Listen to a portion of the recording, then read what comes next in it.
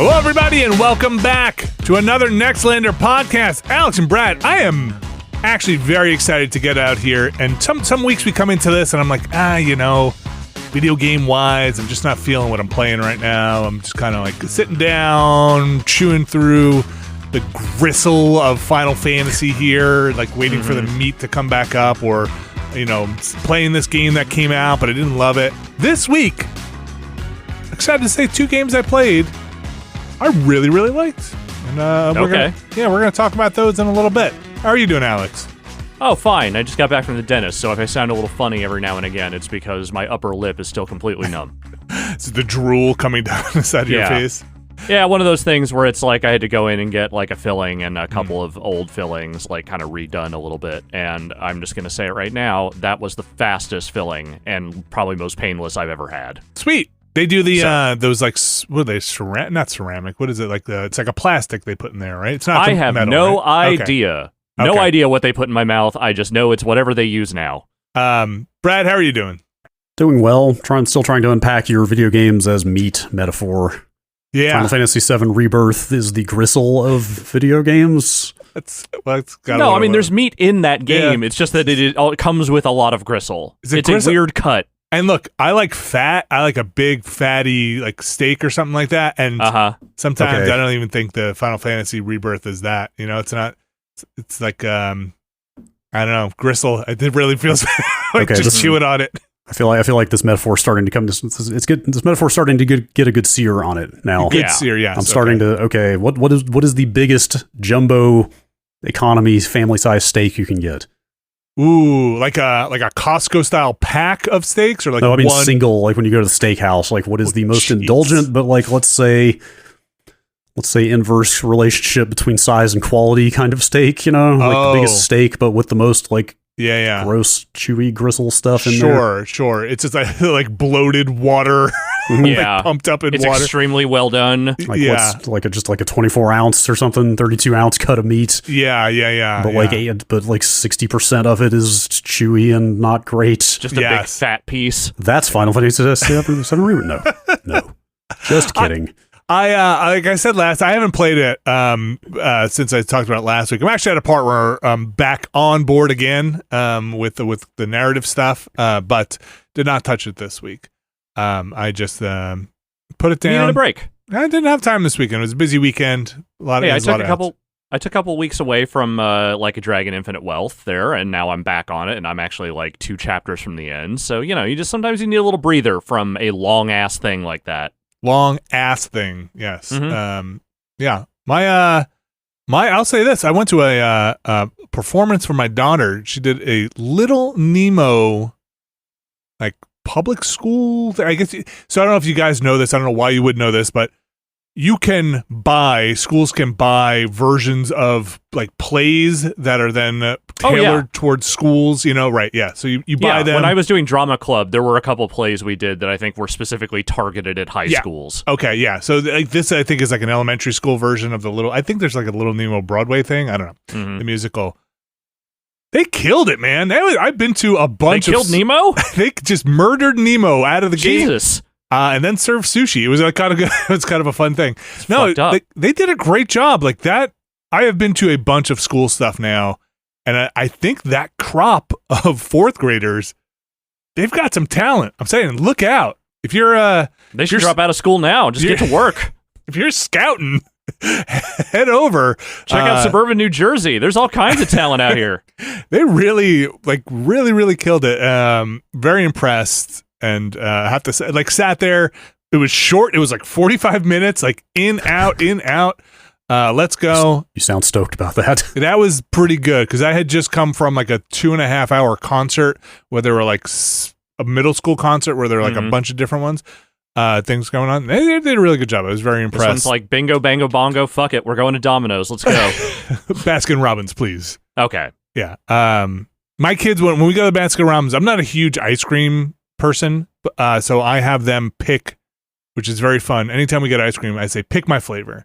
Go out there and you just pick the thing. I think what I wound up with last time was some kind of they have all sorts of Thanksgiving Day ice cream. Whoa. I know. Does it taste like gravy? It tasted like pumpkin pie. Pumpkin pie. It was pumpkin pie. Okay, Man. all right. Yeah, they're just using pumpkin spice then. That sounds great. It was okay. It was okay. Have they ever picked one that was just absolutely rancid that you were like, never do this again? That's what they try to do. My only rule is please stay away from coconut and mint. I don't like mint. Coconut? I don't like coconut or mint. I don't usually pick coconut, but I'm okay with it. I love mint. You love mint? Yeah, I don't. Yeah. Mint, not surprisingly, because it's there, it just reminds me of eating toothpaste every time I have like a mint Girl Scout cookie or anything like that. It is. No, I love mint because I'm 85 years old. It's mint for old people? Yeah, I mean, I feel like all the mint candy I got in my lifetime was mostly from people over the age of 60. Okay. All right. I don't think I got a lot of candy from old people. Like my grandparents used to slip me like a quarter. That was their thing. They'd have me come up like you're like it's the Godfather, and they'd give like a handshake and like say, don't tell your parents about this, and like you'd come away with a quarter. I think eventually we got up to maybe $1. You went to my mom's parents' house. They always had a bowl of like those, red and white mint candies, and like also those like hard strawberry candies. Oh, I know the red and white ones, or the peppermint ones, like you get at the diner. Yeah, yeah. Like so, they have a big bowl of those, and then I go to my dad's parents' place, and my grandmother always had a package of like breath mints with her at all times. Really? And she was constantly offering them to me, and I was like, "Yes, I will take a certs right now." Oh wow! No Werther's Originals. No Werther's in my. We were not a big caramel family. I like it, but that was not my grandparents' thing. That's the good old people candy.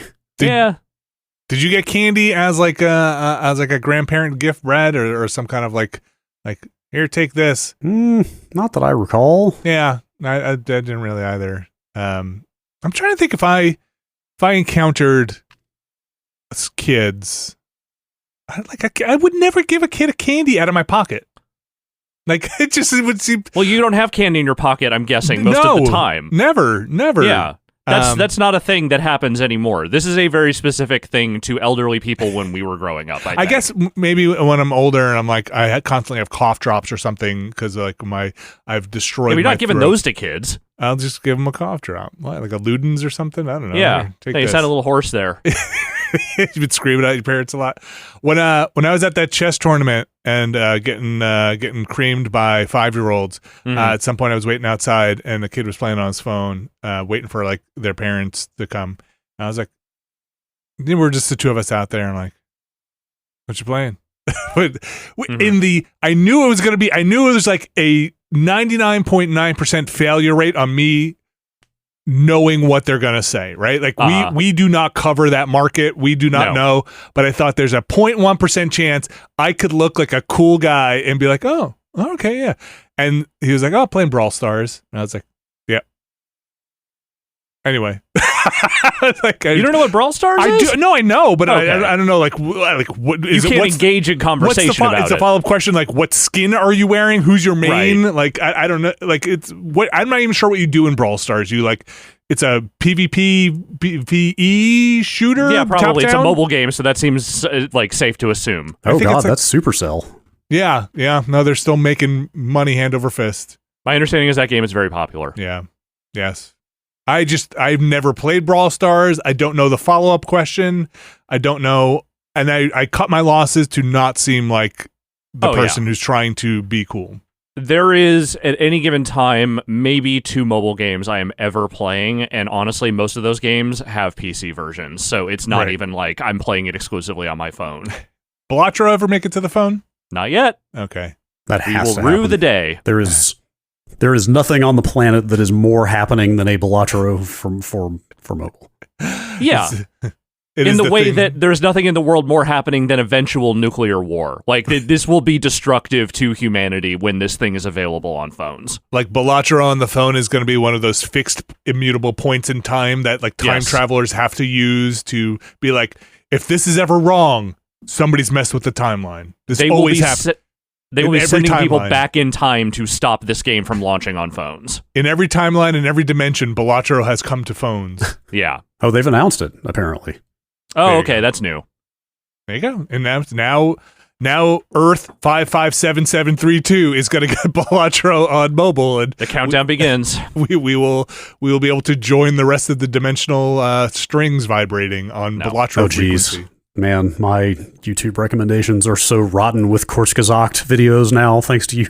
Great. I forget whichever one you were talking about like 2 weeks ago. I've watched like 14 of them. Like, I went and pulled that one up, and now I've watched like 800 more of them, and they're just everywhere. They're fun. Yeah. They're fun. Not bad. I mean, they're silly. Some of them are silly, but they're fun. What do you have a favorite? I watched a good one the other night that was what is the last thing that will ever happen in the universe? What was it? Incredibly depressing. Oh.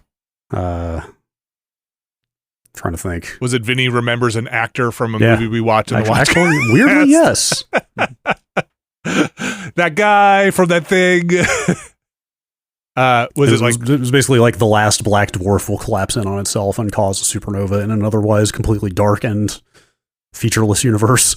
Oh, like my basement. Got it. And that'll be I think I might have watched that one. I feel like they're fun thought experiments. I try not to think too hard about like, well, that wouldn't happen, but they're just fun. They're fun little thought experiments. Should we jump into the games? Because I'm kind of excited to talk about them. Sure, let's do it. So let's kick it off with Senua's Saga, Hellblade 2.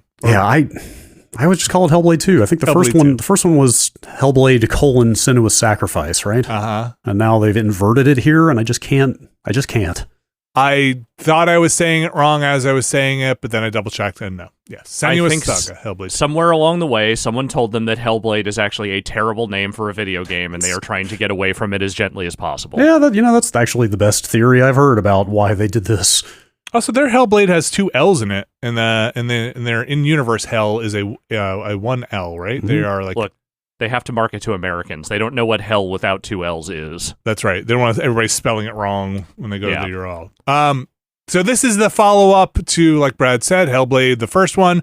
I still can't quite remember if I finished Hellblade 1. I feel like I must have. You must have. It was short. It was fairly short, and I remember a decent amount of it, but that's neither here nor there because they give you a quite long run-up to recap in the beginning of Hellblade if you want it. If you want to watch it, I wanted it because I also could not remember a damn thing that happened in that game. Oh, this is neither here nor there for most people, but I completely have no memory of that being a PS4 game the first one. Oh, I didn't either. Like, it's just like revisionist history in my head, I guess. Since Microsoft bought them, I just think of Hellblade as an Xbox franchise now. Same here. But it apparently came to Xbox like close to a year later than PS4. I'm pretty sure, in fact, they did not buy this studio until Hellblade 2 was already in development. Yeah, it was after that first game came out. So this is Ninja Theory. They I guess to get things out of the way here first, this is on Game Pass. You can also get it for $50. And the thing that if you didn't play Hellblade, at least you probably remember this game also looks amazing. The characters look amazing. The visuals in this game are fantastic. Very, very detailed and expressive faces in this game. Yeah, pretty exceptional production values, and also I feel like it's pretty telling that a game that looks like this costs $50 in terms of letting you know what the scope of it is. Mm-hmm. So I'm not sure how far I am, but I am far enough along, let's just say broad scope here, to have gone on from I'm not sure I'm digging this. I might put this down after we talk about it to I really, really like what they're doing here. They are being very effective in making me feel uncomfortable in ways that maybe a game hasn't done. And I don't mean like Amnesia style, like I'm super scared. I mean, this section here is really rough to get through. Not just like, the emotional content is weighted and very heavy. So, this game, the original one, I feel like more put an emphasis on, hey, Senua's journey here is kind of analogous or rides along possible, complications from hearing voices, right? Like she hears voices, and that's. Do you guys remember the marketing for this? It was like, we've talked to a lot of people about, mental illness, and we want to be very sensitive to that, and that's Senua's kind of path here. This one feels a lot more. No, the voices are very supernatural. Like there's a very. This feels like they're setting it up to be. This is in-universe fiction. These voices are supported by supernatural things going on. I'm not sure how far you guys have gotten in the story here yet, but basically Senua has, in the beginning, the game starts off, she's allowed herself to be taken captive to try and infiltrate this group of slavers that are taking her people. The Northmen. What's that? Yeah. The Northmen are back. The Northmen are back, yeah. And basically all hell breaks loose because the boats crash against the shore and now she's got to figure stuff out.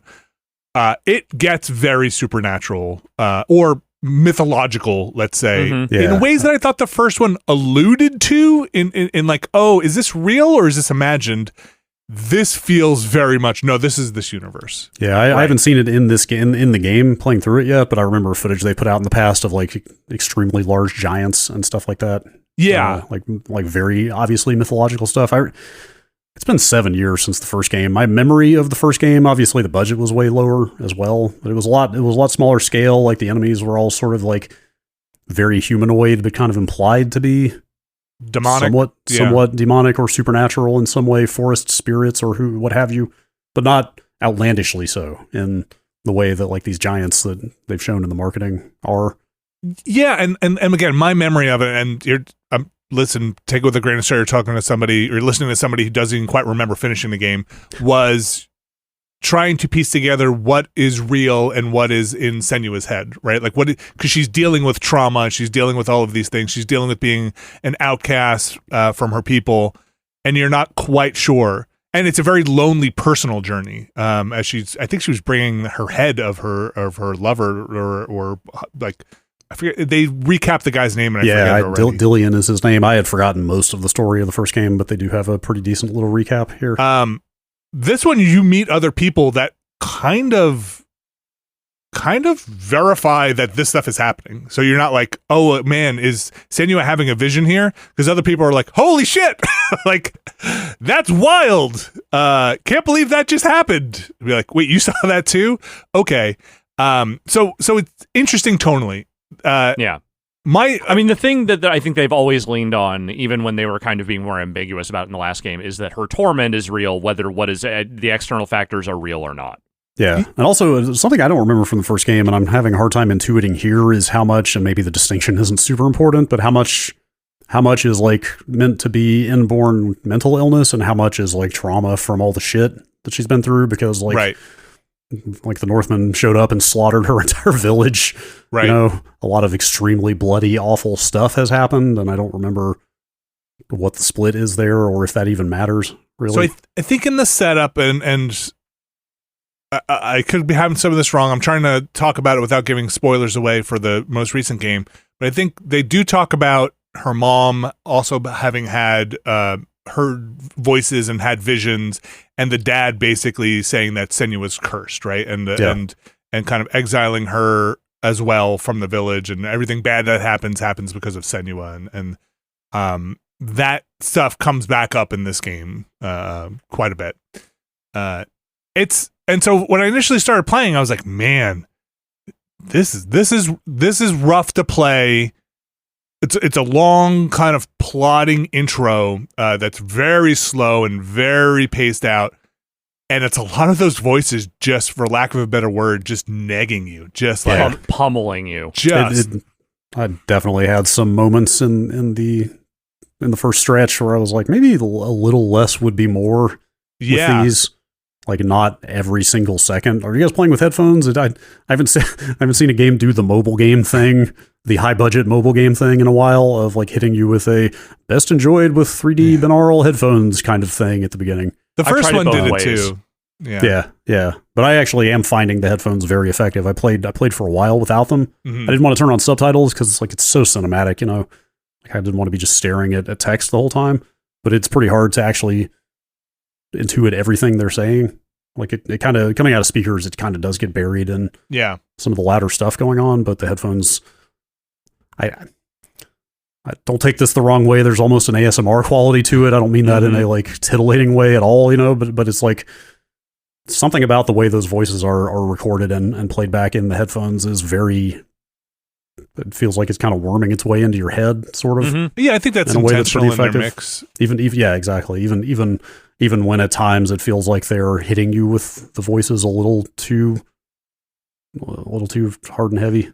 So it's a lot, and it's at least in the beginning, it's really negative. It's a lot of like, oh, you're gonna fail. She's gonna fail. I can't believe you're gonna fail. What a failure! You're a failure. And I'm like, oh my god, like, I'm like, this is actually tough to play, and I don't know if I don't know if I want to spend my time in this world inhabiting this thing. I get what you're saying, but it's, they do balance it out some. Like there's a fair amount of motivating and positive stuff in there too. It's in there. I think the bigger problem in that intro is that it's hammering you with all that stuff and nothing is happening for a long time. It's a lot of visions they are just kind of throwing at you and very little actual interactivity until you kind of start getting into the actual sword fights. And I think in that for opening like half hour, it just feels like a slog. Yeah. And it's like almost, it's like just pummeling, right? Like you're just, and so you get past that. You do get a sword. It's better once you're out of that. The combat initially, I was like, man, this combat also is not doing it for me. It feels like severe pattern recognition where you're just like, okay, this person does 2 swings, I dodge twice, and then I counterattack, and then I dodge twice, and then I counterattack. Oh, I hit them 3 times. Now they moved into swinging twice with a heavy stroke, and now I can dodge that. But I have come to actually really enjoy the combat because the way it's choreographed actually looks awesome. Like the way you dodge and then come back in for a hit and then can block or parry or come back in looks cool. It's a little rote because you're usually one-on-one fighting and then somebody will just grab you from behind, spin you around, and they're fighting another one-on-one battle. They give you an item later on that just takes some of the speeds things up very quick, so that you're like, okay, some of these fights feel too long when they give you like 5 characters to fight in a row and it's just one-on-one battles. They give you an item that's like, great, I can get through like 1 or 2 of these in a couple of seconds and then we can speed through. I think I just got that. Should I say it? Is it a mirror? Yes, it's the mirror. Yeah. Is that the one? Yeah, okay. Yeah, I'm a decent ways past where you get the mirror. I'm like involved in some droider shit. Okay. So that part is also kind of disturbing. It's like a really brutal land. It's extremely violent. Yeah. Sorry, go ahead. Well, so the thing I'm having with the combat, and I haven't gotten to that mirror yet, though I think I might not be too far off from it. I'm not sure, but my problem is, you're right, the combat does feel incredibly rote, and I'm not sure that an item that makes it faster is going to make that combat better for me. Like, it might make it less of an intrusion, but right now, I think my problem with this game so far is that, similar to the first game, it seems like it is trying very hard not to be a video game. Yeah, I kind of know what you mean. Yeah. Yes. Like, I do think there's something really interesting in the fact that it's completely textless and completely without button prompts of any kind. Yeah. Like, there are no tutorials. Like, I mean, let's be real, the combat is pretty simplistic. It's like, not to be, if I can be a little reductive, it's pretty punch out like, Yeah. Are you blocking? Are you dodging? Like, which of those do you need to do to open the enemy up to attack, basically? Yeah. Light, heavy attack. But like, with like that said, they don't tutorialize it at all, other than what the voices tell you, and even that is pretty lightweight. Like, it's easy to miss. Like, it's very much like you just kind of need to be listening to what they're telling you, but even then they're not telling you press A to dodge right now type stuff. Like, no, it'll be like he's faster than you, or like he's hitting so hard. You're letting him win type stuff. Like for as simple as the combat is, they absolutely leave you to figure all of the mechanics out yourself, which is pretty interesting. It's funny, like, Alex, when I was first playing, and again, I was saying like, oh man, this combat just feels so. Because I know they had done in promotional materials, like, we reworked all the combat and we did all this, and I was like, man, it feels kind of similar to the first one, where I didn't love the combat there either. But after I got a hang of it, or later on at least, I kind of started enjoying it because the parry system also seems pretty. There's a point in the combat now where I sometimes feel very in control and sometimes feel very not in control. And I kind of like that. I know that's a terrible thing you want from your combat. You want to have a mastery of it. But I feel like Senua's character also shouldn't be this whip-ass warrior. No. I don't need her down. to be a badass. Like, I don't need her to have, like, you know, incredibly dynamic combat abilities or anything. I think my bigger issue is just that by nature of this game's design and the way that they are approaching things like combat and interactivity, it has to kind of be this very simplistic thing in order to not get in the way of their cinematic storytelling. And I think the thing is, I respect what they're trying to do, and I think that I had the same respect for the first game in that I think they are trying to get out of the way of the stuff they think is most important here. My problem is that I think the stuff that is most important to them does not hold me for the length of an entire game, even if it is a short game. It is a very good-looking presentation. There is some really top-notch acting in this. I don't know if I care enough to want to keep plundering forward with, you know, this combat and this game design just because I like those things. I'm not sure that any of that is hooking me enough to make the rest of that stuff like compelling enough to keep working with it. Yeah, I sort of feel the same as you, except I'm going to approach it from the opposite direction, which is it is apparently short enough that I kind of do want to see what it's got up its sleeve, even though it also has not really grabbed me in a story sense yet. I mean, it's getting there. Maybe it sounds like, Vinny, you probably have the same arc. Yeah, like it really takes its time with that beach that you crash on, and by the time you start getting to the villages and the Draugr stuff, you've already spent, I don't know, at least an hour probably wandering around, and then it's very slow. Like she can run in certain spots, and you're forced to walk in certain spots. You have a companion early on that is kind of slow that you can't just run past, you know, so you have to kind of keep up for the narrative reasons. But I think once you start encountering the towns and bigger threats, I think where you are, Brad, it's like the stakes do seem kind of menacing. There's a menace that comes through. After that, the part that really started to get me, and it's a part that I thought was like, man, this part kind of stinks, but I kind of dig what they're doing. Basically, it's the caves. You get into this cave system, and I'll just say, if people have bad claustrophobia, they do stuff in there that was like, God damn, this is a rough thing to play through right now. This part right here, I almost just want to put this down because it is giving me anxiety in a way that a game hasn't in a while, in an effective way, not in a cheap thrills kind of way. So yeah, look, that combat stuff, I think you're absolutely right, Alex. It is like borderline FMV. Like they're leaning into cinema versus gameplay in some of that stuff where they wanted to, and I think it does look very good, but doesn't feel as interactive and, you know, kinetic as maybe an action game would. So the simplicity of the combat is especially hilarious, considering like 2 major game releases ago, the studio put out a Devil May Cry game, right? That, like, haters aside, was quite mechanically complex and accomplished. So to go from that to this. But I think there is a depth here that sometimes I feel like I really hit, where it's like, oh man, I parried that shot, I killed that. It's a one-hit parry on this character, and then, you know, dodge, hit, and the animations flow well into each other when you're going from light attack to heavy attack, and there's like this jump attack that goes. Sometimes I just feel like they go a little long, where you're like, you're going to give me 3 more guys to fight after this? But I think that mirror does help, where, like, just don't save that thing. It charges, just use it as soon as it pops, because it fills up so quickly. And then you're kind of done. I think it's a set piece game, really. Yeah, very much. It is. It's got, I mean, we said it's got incredible production values, like not just the fidelity of what it looks like, but also like the really weird supernatural ways that the landscape will animate in front of you and stuff like that. But also some like pretty clever, unusual storytelling techniques. Like, I mean, this isn't going to sound clever, but the way it works in practice is a lot more than, I think, the basic concept. Like when you're making your way through that first village that's been slaughtered, and like, did you find that crib? Like the baby's crib, and like the audio that happens that triggers as you go around that is like pretty upsetting. Like it's without full on doing like ghostly after images of what happened before you got there. They communicate what happened pretty effectively in a way that's like really unpleasant to listen to.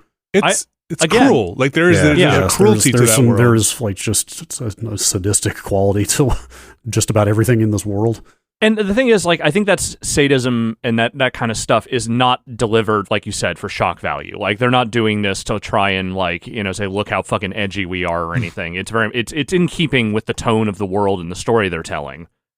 And I think as a cinematic experience, there ain't a whole lot else like this that is working at this kind of, like, budget and caliber, doing this kind of, like, cutscene and character work. Like, there are a handful of studios that are doing it well, and obviously Ninja Theory is one of them.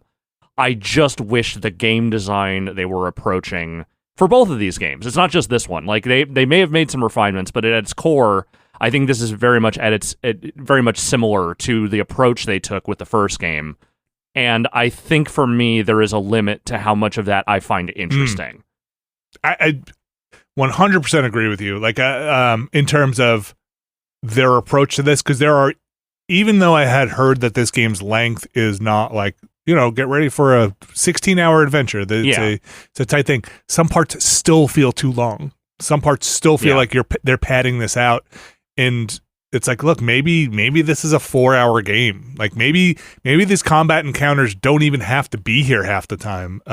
You're not allowed to make a 4-hour game anymore at this budget level, though. Yeah, but right now, where I left off, I was like, I like where I'm at. There was definitely a part there where I was like, I'm falling off of this. Hit a part that I liked and was like, okay, you did this was very effective. I kind of like where I'm at. We'll see where we're at by the time I finish it. If it's like, no, it kind of drags on too long, or there's a lot of running around and the voices just talking to you as you're doing very similar things that aren't that interesting. And that, Alex, to your point, I think that takes its toll, and your patience for being like, I don't know, this is going to vary from person to person. Yeah, and let me be clear, I'm not one of those hardliners that is like, you know, if I want to watch a movie, I want to watch a movie. If I want to play a video game, I want to play a damn video game. Like, I think there's plenty of room to blend those things in different ways and make the experience interactive without having it be, you know, God of War again, you know? Like, I understand that. And I don't have a problem with that. It's just that I think that what they are doing is maybe just a little too detached from the interactivity and what makes interactivity interesting for me. Compared to maybe even other games that have tried to do something cinematic like this. I'll be curious to see where it all winds up. I think, you know, I'm maybe halfway through at this point. So, and the narrative stuff feels like it's almost over. So I'm like kind of curious to see what it's got. What's the next? It's probably got another gear somewhere in there, but yeah, it's clearly must have. You know, there is a thing that I'm about to do, but terms of where I'm at in the narrative, they're like, you fixed the problem. Like, okay. Interesting. Okay. Yeah. Like I said, I'm going to keep going with it. I'm waiting for it to justify itself, I think. Yeah. Is where I'm at right now, because I felt like the first game wrapped up in a way that didn't really demand a sequel very much at all. And so I'm, you know, like you said, kind of not a lot happens. A lot of nothing happens for a while. And so I'm waiting to see what exactly they have in store that's going to be like, hey, this is why we need to tell another story in this setting. The biggest thing I would say, if you're coming from Hellblade 1, and my memory of Hellblade 1 is Hellblade 1 felt like, and I mentioned before, an extremely personal story about Senua dealing with tragedy and kind of coming to grips with who she is and what her personality is and who makes her what she is. This feels like an epic journey. This has much more of there are hints of the new God of War in here. There are hints of a bigger epic tale here that is going to decide not the fate of Senua but the fate of a land, the world, or at least this region.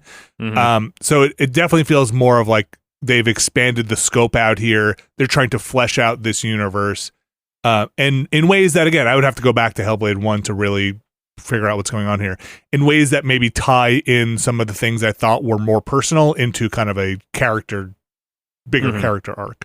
We'll see. Again, only halfway through, I think. I don't even know if that's true, but my turn on it was real, and I was like, yeah, no, I'm enjoying this. I'm gonna try and see this through. I am curious to see if they even do anything more with the combat after that part we just mentioned, after that one upgrade. that we got? Like, are you gonna add anything else? Like, yeah, that of all the things that I have low expectations for, that's the lowest. Like, yeah, I'm just bracing for the combat to just be the combat until you're done with it. I was almost, that mirror you get almost felt like a thing you would toggle on and off in a game to be like, hey, if you need help, you could turn this mirror on, because it basically what it does is it slows down time. It freezes enemies so you can just it breaks combos, so you just like get in there and start wailing on an enemy and take them down. So it's almost like, now this thing charges up super fast. As soon as I get 2 hits in, it's charged again. I just pop it. But yeah, Senua Saga, Hellblade 2, continuing with it. Came out on Tuesday. Again, Xbox Live, or it's on PC as well. $50 if you're not. I actually tried playing the PC version for the first time. Yeah, as opposed to just diving into the Xbox version like I normally do with these things. Run fine? Yeah, it runs fine. You do have to do some settings tweaking if you're running, let's just say, even with a powerful machine, it doesn't seem like it wants to default to all the things you would normally do. But once I was in there, it looked great. Huh. Looked really nice on my Series X. Could use a few more calibration tools in there for like HDR. A lot of accessibility settings. I'll give them that. Definitely a lot of that. Okay, I didn't go in there. I was just more like the HDR settings. And again, look, it's published by Microsoft, so when you go to calibrate, it just takes you to the Xbox calibration HDR settings. They're like, no, give me the in-game one.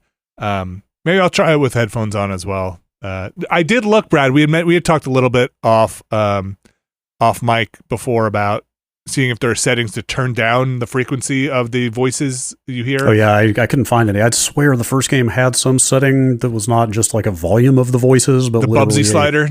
Yeah, like literally, like how much of this do you want to hear? But there's nothing like that here. I didn't see it either. So that's Hellblade 2.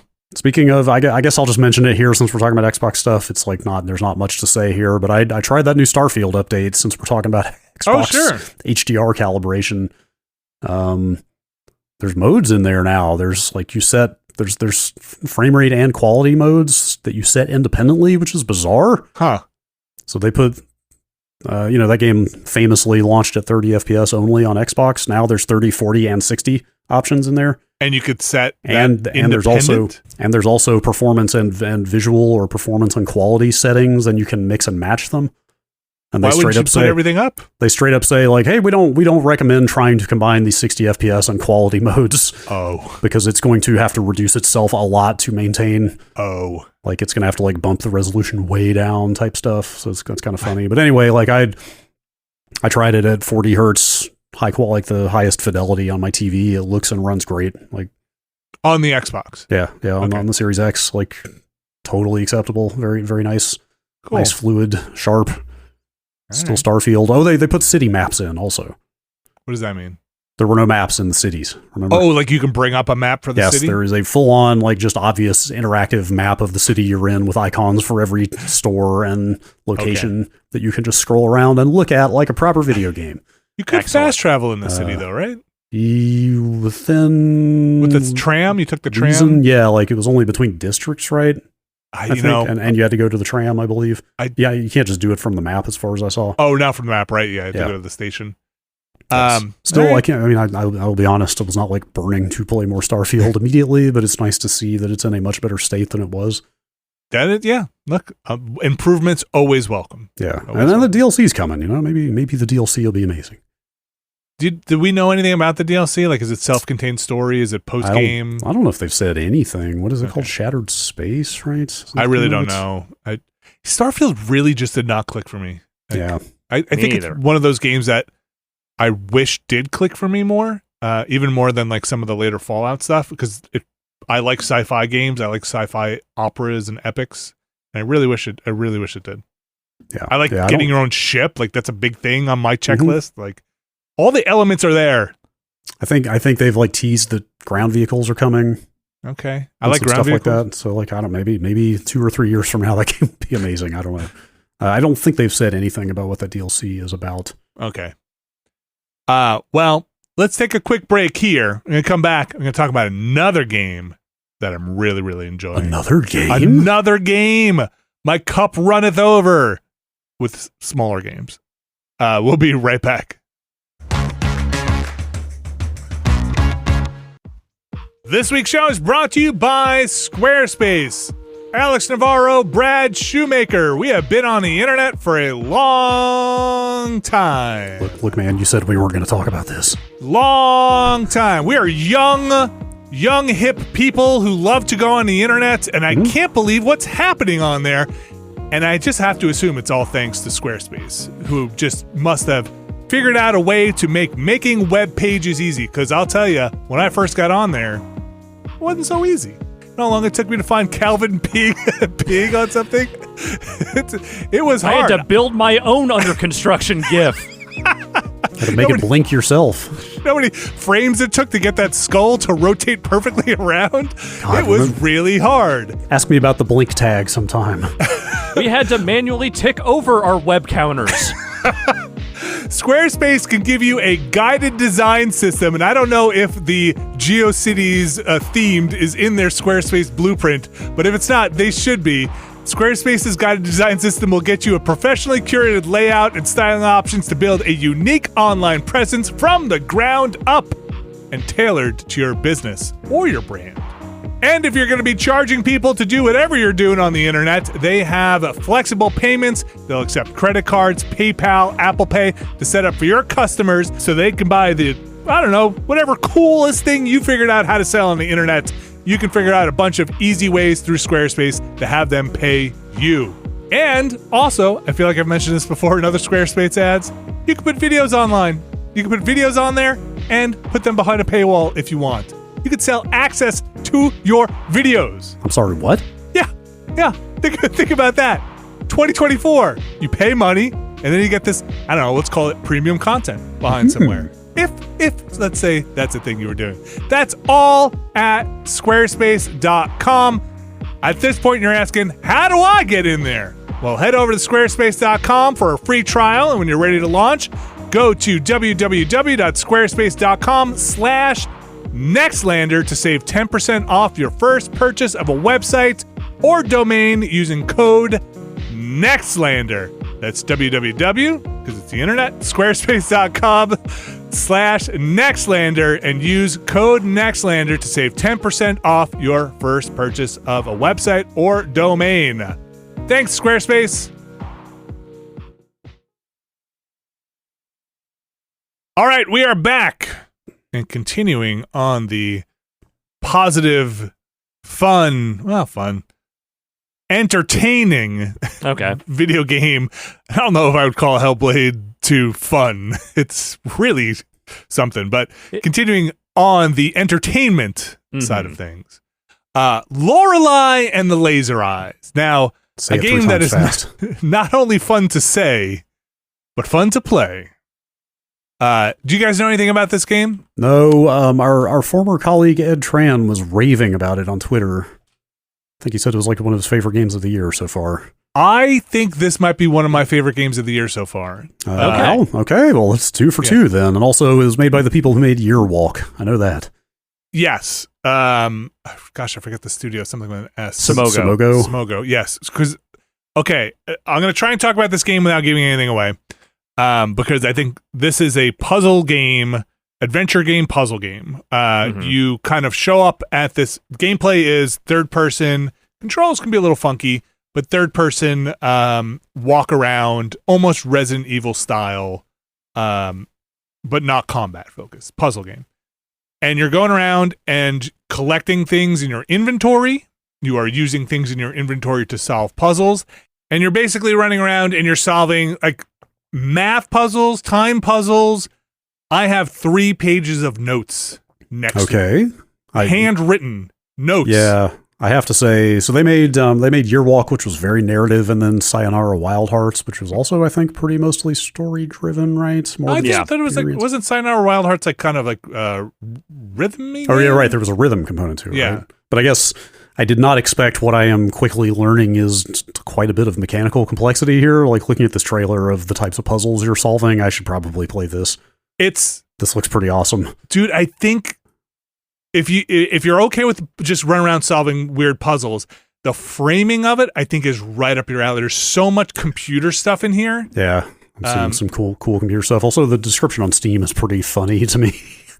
The stage is set Imagine an old Baroque manor, perhaps a hotel or a museum somewhere in Central Europe. A woman wanders in search of answers. It's just the most like, hey, we wanted to make this like Resident Evil kind of vaguely sort of premise.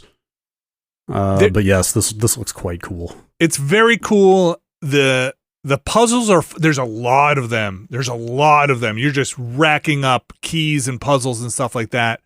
And you know, there's a fake console in there that has an amazing boot up screen. There's just so much cool stuff going on in this game. I just want to be playing it right now. Like it is. It was hard to just stop and be like, okay, I'm just gonna put another 5 minutes in. All right, we gotta go do this podcast. I just want to keep going, play this game. Another fine Annapurna joint. Yeah, look, you save on computers, and when you save, it's got that chunky hard drive, locking in like. I know the sound. Yeah, that lovely sound. It's great. Again, the only thing that's a little weird, the controls can be a little funky, but it's not a deal breaker. There's like one button where you're just for context and bringing up a map and getting through everything. I'm playing on the PC, but I'm using a controller to get around. I don't know if anything changes with the mouse and keyboard. It's on Switch as well. It's $25. I would put it up there for me at this point. I don't know how far I am. I have no idea how far this game goes. I played a bunch of it though. At least like 4 or 5 hours, quote unquote, a bunch, and put it up there with like Obra Dinn, Golden Idol, like those type of games that I just love, with a great immersive environment and characters narrative in it. So, is there any, not necessarily the types of puzzles you're solving, but is there any comparison to The Witness in terms of just here's a big space full of puzzles that you're just kind of encountering constantly? Not like in big environmental. I mean, there's environmental stuff, but like not really like that. This is more like, there are types of puzzles and there are groups of puzzles, and you'll be solving those, but nothing I would say like Witness style where, well, what do you mean exactly by I don't mean, I mean less the types of puzzles and what you're doing to solve them, but more just, hey, here is a giant space full of puzzles, go nuts kind like of thing. Like the exploratory element of it? Yes, just kind of a wonderland of cool puzzles to discover kind of thing. It is kind of a wonderland of cool puzzles, but that's what I mean. But it is a mansion in the Resident Evil style where you will open up a door and suddenly you'll get more puzzles behind this wing, you know, like by solving a puzzle, a lot of the time, 50% of the time you're opening a door, which gets you access to more things. If you're playing it and you haven't read the descriptions on the items yet, you should do that. They're really well written. There was one, like you find a crank on the ground, and the tone of it's great. I'm not going to do it justice in kind of paraphrasing the description, but one of the descriptions of it is something like, it's a crank without a machine, often found in various video games. A crank on its own would be valuable to, you know, whatever. And it's like kind of meta, but not, but well written enough to feel in universe. They're very good. The whole thing is just right up my alley. Okay. Yeah. I highly recommend it to anyone who's listened to this and is like, oh, I share a real similar interest with Vinny. It's going on the list. Put it on the list. It's going on the list. In fact, it came out last Thursday. There you go. Or wait, no, actually, sorry, was that 2 Thursdays? The big indie day was 2 Thursdays ago, wasn't it? Yes, it's in the window. Yeah, it's in the right. This was not the Curtain Master Animal Well explosion, but still strong indie month this month. Yeah, for sure, and great name, and a lot of cool visuals in it. Lorelei and the Laser Eyes. If you haven't heard of it and you align well with the types of games that I like, highly recommend checking it out. It's very cool. $25. I'm playing it over on Steam, but there is a Switch version. I don't know how the Switch version plays at all, but I assume shouldn't be too demanding for Switch. Yeah, I might grab the Switch version when I go to Summer Game Fest, actually. Sure. It's cool. Moving on. Alex. Mm-hmm. Little Kitty Big City. Hell yeah. Little Kitty Big City. Your daughter's favorite video game. My daughter loves this game. I can see why. You have to get her a cat, dude. I'm sorry. Like, I've really tried to hold back on pushing you on this because it's your house. I understand you also have a dog who is a lovely animal. I love him very much. Your daughter wants a cat. Oh, she definitely wants a cat. You should get her a cat. I mean, cats are a lot of work. No, they're not. They're compared to a dog. Are you kidding me? They're yeah. I'm not saying they're no work. I like cats. I'm not like Bacalar. I don't like hate cats. I like cats. I had a cat. Yeah, growing well, Bacalar's a demon. We all know that, but that's not the point.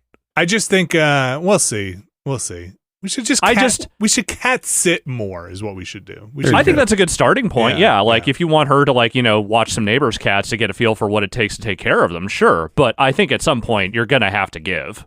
Yeah, there are just places in this house that cats will go that I'm not ready for. Like a dog is big in lumber, or a Kirby is like you could be like, you're not going in the basement. He's not getting any crawl spaces. Yeah, right, exactly. And you've been in my basement and stuff like that. Maybe it's after not great. Maybe we have to redo stuff. It'll be a little more smaller, animal friendly for nooks and crannies and stuff like that. Also, I would probably just get an older cat, which is fine. I have no problem with that. But one that isn't just going to shred everything in the house. There's only so much you can do about that. My thing is, as long as you give them enough scratching posts and other things that they are allowed to scratch on, more often than not, they'll focus on those. Yeah. Cat sitting, though. Anyway, Big Kitty. Anyway. The little I bring this up because your daughter is clearly reaching out for anything feline that she can get her hands on and saying, this is my thing now. And which she has been for she's 9, so I'm going to say 9 years. Yeah. And to be fair, this thing that she has grasped, this Little Kitty Big City, is actually a pretty good game. Yeah.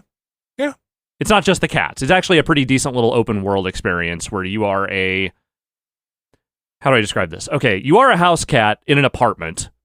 You fall out of your building, which actually happened to one of my cats, but Thelma did that once when I was living on the 3rd floor of a building. She somehow made her way down to the 1st floor by jumping from balcony to balcony, then she just planted her butt on the lawn and then started howling until someone came and got her. She clearly did not think that through. This cat just stretches out too far and then falls off its building, but then through a series of circumstances lands on its feet. And you got to try and find your way back, but in order to do that, you have to do a bunch of quests for other animals around the town. It's set in a town that looks very Japanese. Extremely. It is a Western developer. I think it's one guy primarily that made this game. Or at least the studio that made it only has one employee listed on LinkedIn, so who knows? But the basic thrust of it is you're going around. There's a little bit of animal chaos genre stuff in there. You can bat things off of ledges, knock pots and pans and glasses and all kinds of other stuff around. Trip but people. But that's not the thrust of the game. Sometimes you're doing it for missions, like you're tripping a person to steal their cell phone or something. But most of what you're doing is just trying to do these jobs for other animals around town, other cats. There's a tanuki. There's a bunch of crows that are arch capitalists. There's a chameleon who has no idea how to camouflage himself. And you just kind of interact with these characters. The writing's pretty cute, funny. Yeah. It's enjoyable. The gameplay is not overly complex, but I think it's good for what they are doing, and they get you to the right things, which is to say, all the silly little things you'd like to do as a cat, you can pretty much do. Yeah, I played the demo, a year ago? Yeah. It was a while ago. Which felt like a pretty good chunk of it, especially hearing the final game is not super duper long. It's I think a half dozen hours if you don't try to do everything. I think I spent better part of an hour with that demo, but it felt like there was a good variety of stuff to do, and it didn't really wear out its welcome. They weren't just making you do the same thing over and over constantly. No, the quests aren't wildly varied in terms of mechanics, but there's enough different stuff going on. And the main thing is this is a kids game. This is a game that I think is targeted at kids, but I don't say that in the pejorative. I say that this is actually a good experience that I would totally recommend to any kid that likes cats. For sure. I'll just say mechanically, they also have a very nice thing. It's a lot of platforming in this game, but you can hold down the jump button and you get a target basically for where the cat will land. So you can do pretty precise platforming without having to worry about dexterity style jumps. And they will they will give you a little bit of a generous scurrying Yes. if you don't land exactly on the ledge perfectly. No, Yes. no, I have to ask: does this game commit the same sin that Stray did? Do they let you customize the cat?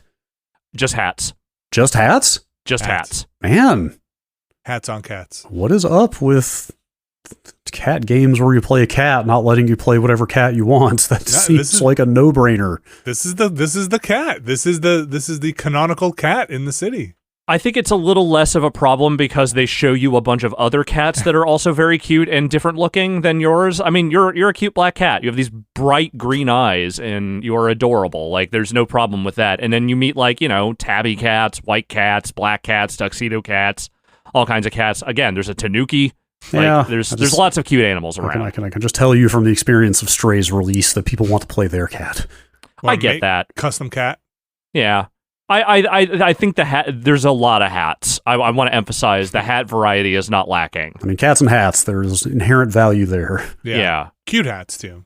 Yeah, first time I put that banana hat on him, I just about melted out of my chair. So, I'm trying to think. Gameplay wise, mechanically too, you do get upgrades in the game for stamina. You can eat fish and you get, and basically that allows you to climb on ivy for longer periods of time. There are also like little things that you get here and there, like what was the other thing I was trying to remember?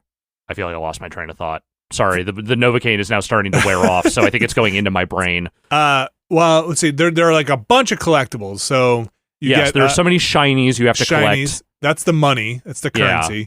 The fish, and then there's a bunch of item hunts in the game, like the bird's nest. Right, you go get the donuts, the bread, You can recycle a bunch of. There are like checklist quests that you're like, find all these. Then there's a fast travel system.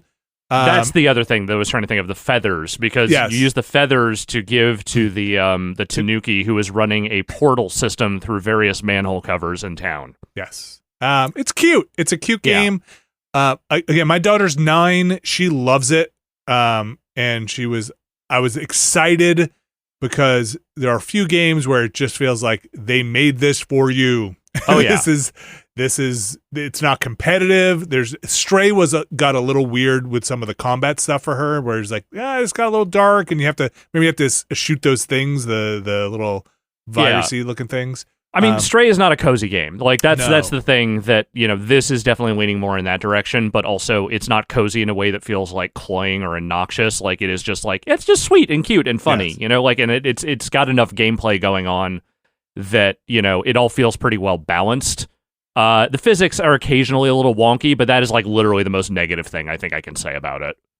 $25. I think it's also on Switch, Xbox. I think it was on Xbox Live as well. Or sorry, Game Pass as well. And it's on PC. I think I saw it on Game Pass and was like, definitely gonna download this. Man, does Bacalar really hate cats? Hate is probably actually overstating it. He just doesn't like them. I think he plays it for goofs. I think he's at least mildly allergic. I know that. Let's say he plays it for goofs. Let's give him the benefit of the doubt. No, he's a demon. I don't know anybody who really hates cats. I am also mildly allergic. We had a cat growing up that I loved to death, although she wanted nothing to do with human beings. Mm-hmm. I have cooled somewhat on cats in the years since. Yeah, I get it. I've had them almost nonstop basically since I was 3 years old. So it's one of those things that I will never be able to detach myself from. Yeah, fair. She was an outside cat also, but once the allergies, once the allergies really came into play, then it was like, I don't know about this. Yeah. I think if I had a slightly, like I said before, like, not even bigger, just more put together house, I would feel better about introducing an animal that can go in nooks and crannies. We just have stuff, just a lot of stuff always around. Yeah, we got stuff too, man. It's just the one place we don't let them in is the laundry room, because that's where there's all the various nooks and crannies that we don't want them to get into. Right, you got 2 of them. Yeah, and one of them is very curious about everything. Yeah.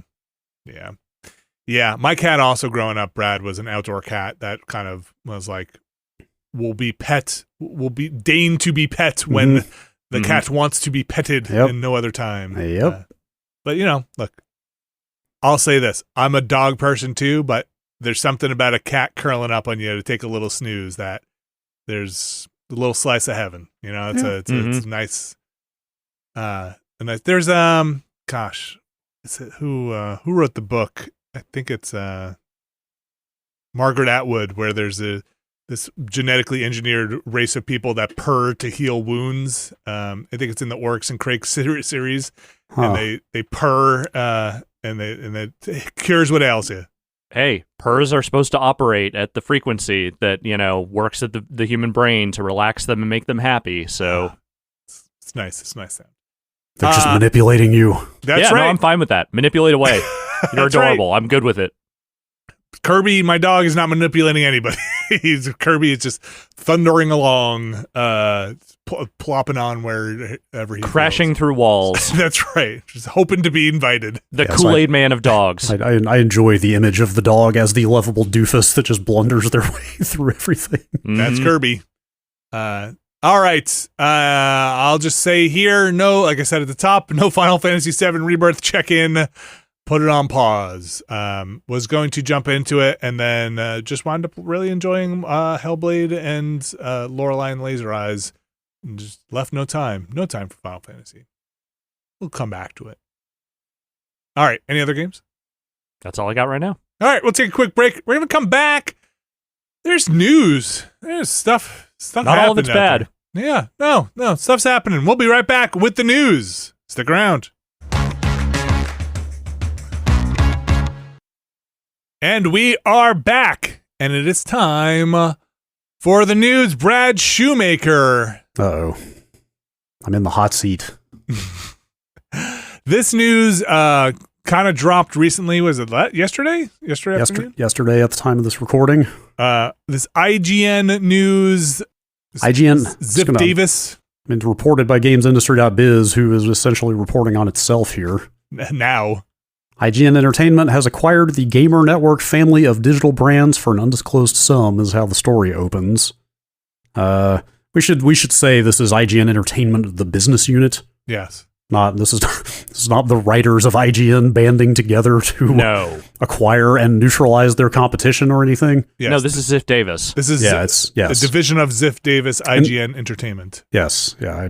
Sometimes it's easy to forget IGN is now part of Ziff Davis because those were separate and competing entities for so long. But anyway, but IGN Entertainment contains IGN the website, to be clear. And also How Long to Beat, which I didn't realize. And Humble Bundle. That happened a few years ago, if I remember correctly. Humble Bundle, there are multiple brands within this division, so this is not the website itself doing this; it's business people. Yeah. But yeah, Gamer Network includes GamesIndustry.biz, like I said, Eurogamer, Rock Paper Shotgun, VG 24/7, part of Digital Foundry, some other websites, Nintendo Life, perhaps you've heard of them, Push Square. Anyway. A lot of big names in there. It's a lot of websites, yes. Eurogamer is extremely long-lived and respected. So is GamesIndustry.biz. Rock, Paper, Shotgun. Yes, Rock, Paper, Shotgun is quite respected. And look, no slight to VG 24/7. These are all things that I in my bubble have heard of before. Yeah, obviously some of these I'm more familiar with than others, but I guess the real story here is the other shoe dropped basically immediately, and they started laying people off at these publications. Yes, instantly. Brendan Sinclair, who we have known for a long time since the GameSpot days, one of my favorite people in games journalism, was let go. Or is at least now unemployed from games industry biz. I mean, one of my favorites, but also, let's be real, one of the last people actually doing games journalism that is from that era of people. It's funny, I have to quote this tweet from Kotaku's Ethan. Ethan, if you're listening, I apologize. I've never known how to pronounce your last name. Is it Ethan Gach? Gach? I think it's Gatch, but I could be wrong. At any rate, GamesIndustry.biz managing editor Brendan Sinclair has been laid off. This is absolutely devastating news. Brendan's weekly columns are irreplaceable. I 100% agree. He's not wrong. Brendan was doing some serious business wrap-up stuff over there. The only reason you do this, you buy these sites and you lay off these specific people, is if GI Biz is not the reason you bought these things. Because if you actually cared about keeping GI Biz as an important, factor for like internal industry reporting, you would not be letting these people go. I'm not sure. I mean, there's not really a big, or I didn't see, Brad, maybe you did, like a big statement coming out of Ziff Davis or IGN Entertainment as to what their big plan is for all this stuff. It's kind of like, welcome to the family. Like it's, I think their big plan is we're bigger now. Yeah. I didn't see any kind of like official press release about this going around. Right. It was kind of quiet. And it kind of came out of nowhere, honestly. I mean, I'm sure, the people who were negotiating this deal, it wasn't, but like everyone, I don't think anyone saw this one coming. IGN also has a story up, but it's bylined by IGN staff, and it starts with the identical verbatim line as the gamesindustry.biz story. Although, in fact, actually, sorry, I'm just clicking back and forth to compare here. I think it is the same. It is the same story, with the exception of the additional line in the games industry story about the layoffs. It doesn't feel good. Like there's kind of a weird stink on it. And look, you're listening to us. We all came from this games journalism is a specific word, but coverage industry. Games media is how I like to think of it. And this is like clearly the consolidation and bloodletting that has been going on and is not unique to games development. Also affecting the media quite clearly. Yeah, and it's not like a beef against IGN in particular. It's just more of the consolidation of stuff that happens to be brought in. Good people wind up losing their positions. There are redundancies. And usually what happens along these things, along with the redundancies, is if a unit then doesn't meet some expectation or something else, that whole unit could get closed down. Or the direction could change drastically, which just alters the value of that thing to the audience. Yeah. I mean, look, there's a couple of things I want to say here. Yes, IGN was at one time GameSpot's biggest competition, when those two sites were the two biggest things going in games media. But, whatever competitive notion we might have had with them ended a very long time ago. And the fact is, I've written for IGN, like none of us have any issue with IGN as a media entity, generally speaking. But the reality is there are almost no games media jobs fucking left. And I'm not saying that to be like, ridiculous or sound grandiose here. I mean, literally, name the number of game websites you could go get a job at right now. I couldn't. Yeah. And it's not because there's so many of them. It's because there's IGN, there's GameSpot, there's a handful of smaller things, and that's kind of it right now.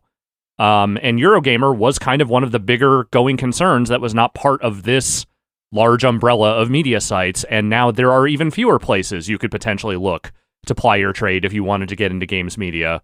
And that's the problem to me right here, is that if you're buying these sites, you're immediately laying people off. It's not because you plan on growing these brands. It's because you plan on folding them into your existing portfolio and trying to get them to run as leanly as possible alongside everything else. Yeah, like there's a line here I'm going to quote here from, I'm paraphrasing from Jeff Grubb here. He said this yesterday when this stuff was announced. Games media has been held together by the exploited passion of people who dreamed of working in the space for 15 years now. All these amazing people deserve better.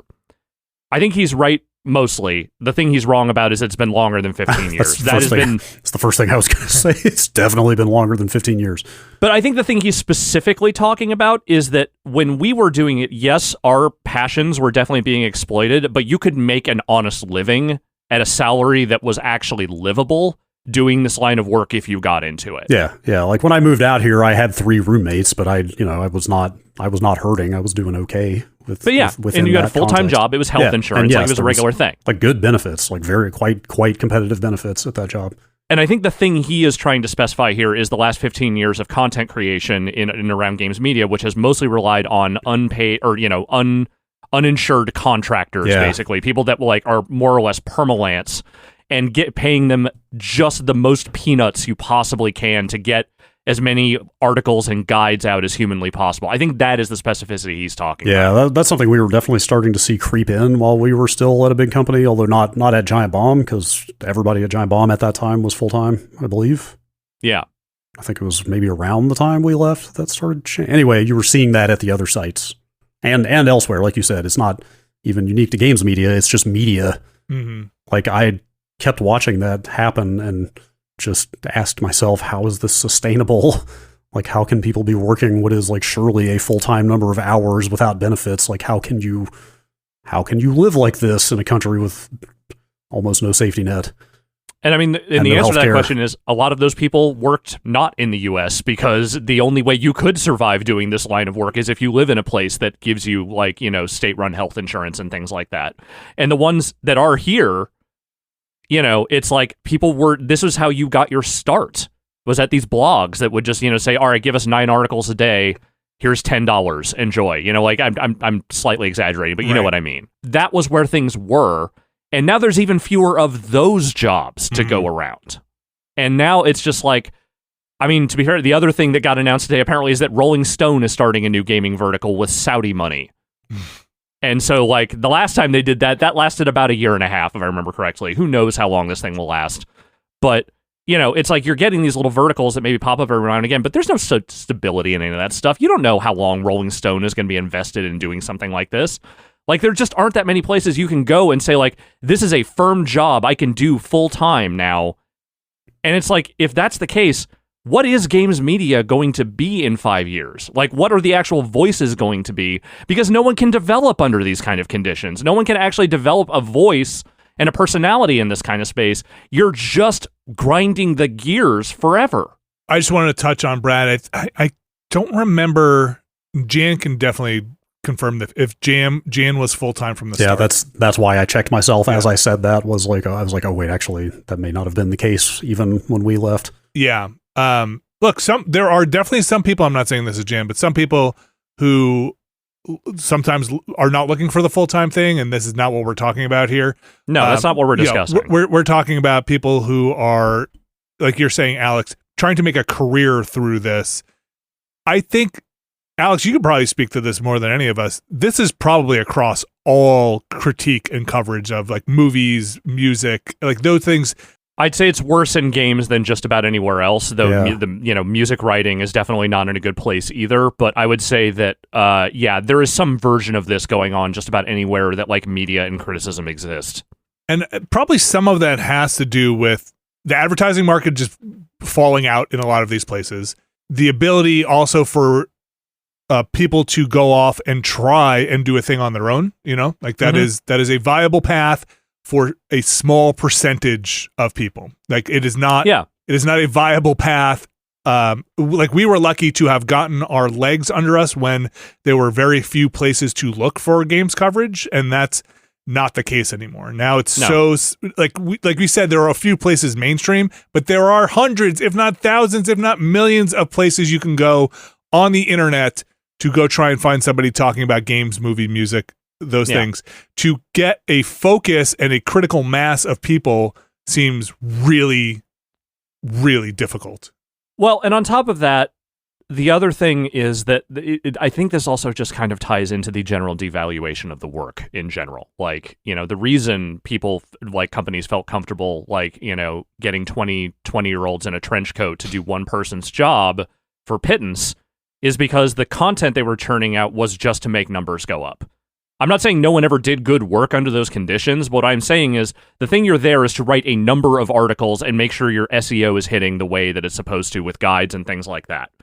When we were working at GameSpot, yes, we churned out a lot of garbage, like previews and other stuff at things like E3 and whatever, but the reviews were a product we really cared about. The videos were a product we really cared about. We put an awful lot of work into making sure that stuff, the stuff that we saw as, like, kind of the, you know, the banner work of our website was good and done by good people who were skilled and trained and, you know, learned under the editorial staff that we had. And reviews don't matter anymore. You know, like, preview coverage is not the thing that it used to be because all the early preview stuff goes to influencers now. news coverage is mostly, yes, obviously it's always been kind of to some degree regurgitating news reports, but the amount of real reporting that goes on in games media these days is not that high because no one wants to pay a real journalist to actually do this work because it doesn't make the number go up on a consistent basis the way that these news articles and these guides do. And it's just, there's no value in this work to the people who are running these company, at least not the way that it used to be. It is just about making a line go up. Yeah, I guess I'd agree with mostly that. I feel like it's always been about making that line go up, but the way you made that line go up was different. Then I feel like it was, back in that ad market, like you said, you had a bunch of page views, but you had to have meat there. Going back to our meat analogy, there was definitely meat in those. Because people were going to click on this website just to look at the ads, right. Like they wanted to come for the review coverage. The biggest thing, though, is that the ceiling on the line was so much higher. Mm-hmm. Like the audience growth potential was there in a way that doesn't exist anymore because this all just kind of feels like the final triumph of the influencer economy because that's where all the traffic is now. Like that's where all the eyeballs are now.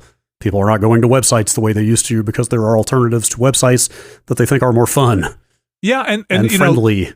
It's a similar thing we've heard about and seen, like just newspapers in general, right? Like reporting in general has become a place where do you want a house full of people that are paid to do things the right way, or are you just kind of getting shotgun blasted news from other outlets, social media outlets? And considering how much mileage this Microsoft is trying to buy Valve thing is getting on Twitter today, you're right. Just the last thing I want to say though is that I also want to emphasize it's not like there's no one out there doing good criticism or doing good work outside the sphere of a traditional media outlet. Like there's tons of independent people out there, both outlets and just in single creators that are doing good stuff and good criticism on other platforms like YouTube and Twitch and wherever else.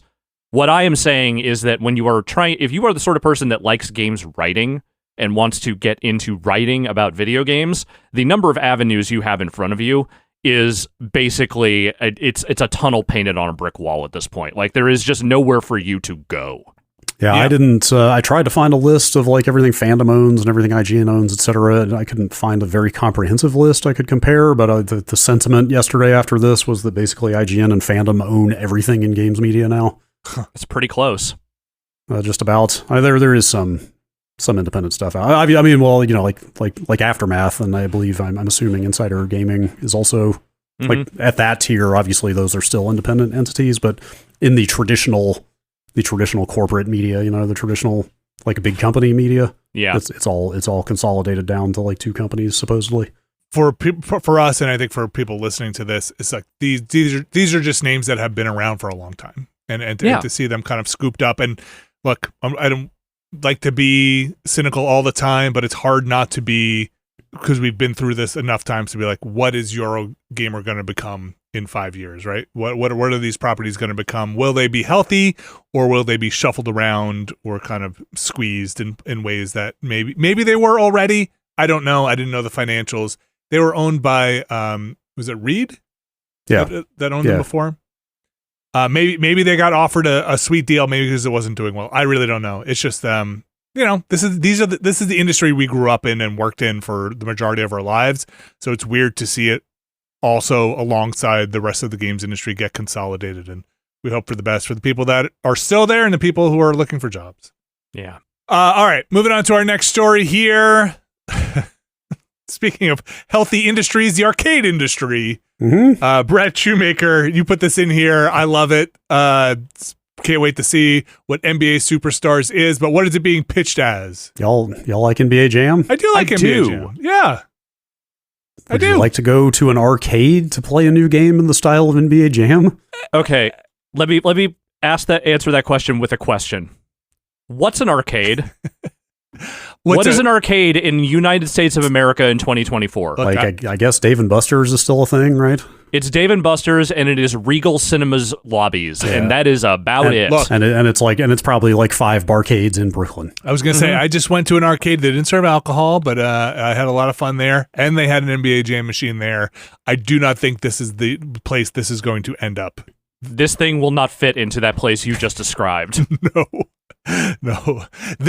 This will be, I think, Alex, you said this thing will live and die in the theater's lobby, and I think this thing will be next to some kind of weird light gun game that I've never heard, some Jurassic Park game that I'm like, wow, they made a Jurassic Park light gun game? No, it's the same Terminator Salvation machine from 2009 that has been there since 2009, and the iPad that plays Angry Birds next to it. And maybe one like Cruisin' USA or something that is like sitting next to it. Brad, what is this? They're making a game called NBA Superstars that is an awful lot like NBA Jam in the sense that, well, one thing I'm confused about, they describe it as a 3v3, but the cabinet, if you could even call it a cabinet at this point, is only 4 players. So I'm not entirely sure how that shakes out. At least the one that I saw, too, was a 4-player cab, but maybe that's 3v3. You know, I'm trying to look at the screenshots of it, too, and it looks like the UI only has... I'm going by there's a Game Informer write-up of the game that describes it as 3v3, but maybe that's an error. Maybe.